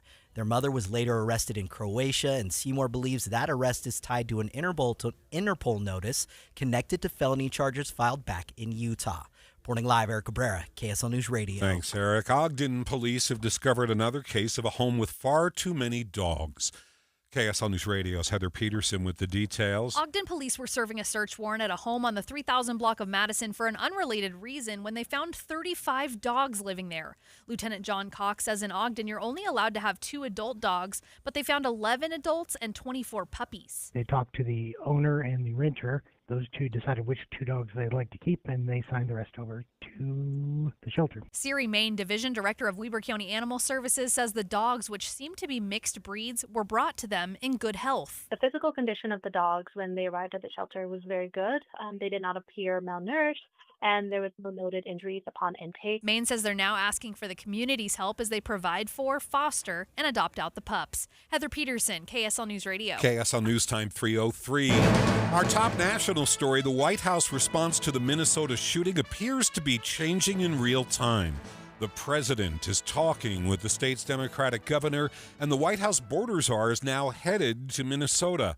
ABC's Karen Travers at the White House with the very latest. President Trump said his phone call with Minnesota Governor Tim Walz was very good and said, quote, "We actually seem to be on a similar wavelength." Walz's office called it a productive call and said the governor made the case there needs to be impartial investigations of the Minneapolis shootings involving federal agents, and there needs to be a reduction of federal agents in the state. The governor's office said the president agreed to look into reducing the number of federal agents in Minnesota and to look into working with the state in a more coordinated way on immigration enforcement of violent criminals. Karen Travers, ABC News, the White House. Protesters are once again flooding the streets of Minneapolis today. Frustrated, the federal government is icing out state and city police as they conduct their federal investigation of the Alex Preddy shooting alone. Also frustrated, the Minneapolis police chief. The issue is trust and faith in the system. I think there's just been a lot of confusion and a lot of things that are not normally seen. Chief Brian O'Hara says federal law enforcement is still blocking state investigators from the scene of the shooting. Unrelated to events in Minnesota, a state lawmaker is looking to make changes to the way you purchase a gun here in Utah. Representative Matt McPherson wants to change a requirement that federally licensed firearms dealers use a specific background check form that's provided by the State Bureau of Criminal Identification. His bill would also extend the amount of time the BCI is allowed to keep background check information after a gun is sold by a dealer. Currently, BCI can keep that information for 20 days. This bill would extend that to 30 days. Reporting from the Utah State Capitol, Don Brinkerhoff, KSL News Radio. Well, the state of Utah brings in a lot of money by taxing liquor. One leading state lawmaker wants to use some of that money to give kids a free lunch in school. The state already sets aside 10% of the state's liquor tax revenue for the school meals program, but Senate Minority Leader Luz Escamilla wants to up that to 20% and make sure that extra money fully covers the cost of school lunch for a select group of kids. The bill seeking to provide free lunch to any kid who doesn't already qualify for reduced cost lunches under the National School Lunch Program and whose household income is at least 200% below the federal poverty level. Senator Escamilla tells me she believes there's enough liquor tax money to work with to make sure these kids are fed. You know, I want to make sure that we recognize that kids have no option here. If they're hungry, the only place where they may only get, like I said, a nutritious meal, because that's another key, is at school. Lawmakers haven't discussed or voted on the bill yet. It's currently set to take effect on July 1st if lawmakers and the governor give it a thumbs up. Adam Small, KSL News Radio. KSL News Time 3:06. First look traffic, and we're glad to have you back, Ricky. Thank you so much, Jeff. I'm afraid we begin with emergency traffic on your Monday afternoon drive. It's in Utah County, a crash with injuries blocking right lanes northbound on I-15, leaving Provo on the way to Orem. Ricky Meese in the KSL Traffic Center. My minute's coming right up. Stay with us. Let's go.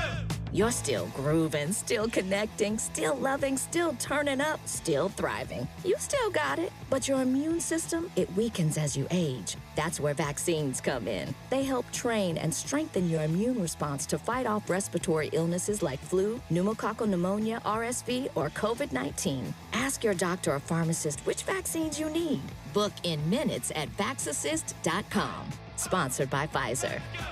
You still thinking job change in the new year? Yeah, I need something that's in high demand and more stable in this economy. IT? Yeah, cybersecurity, maybe even AI. That's what I did. Really? How? Went to My Computer Career. You don't need any prior experience, and you could start your new career in a matter of months. A lot of IT pros go to school there, too, to level up. Sweet. Are classes online or on campus? Both. Wow, I'll check it out. Thanks. Make this your year. Take the free career evaluation now at mycomputercareer.edu, an elite CompTIA certification partner. Financial aid is available to those who qualify.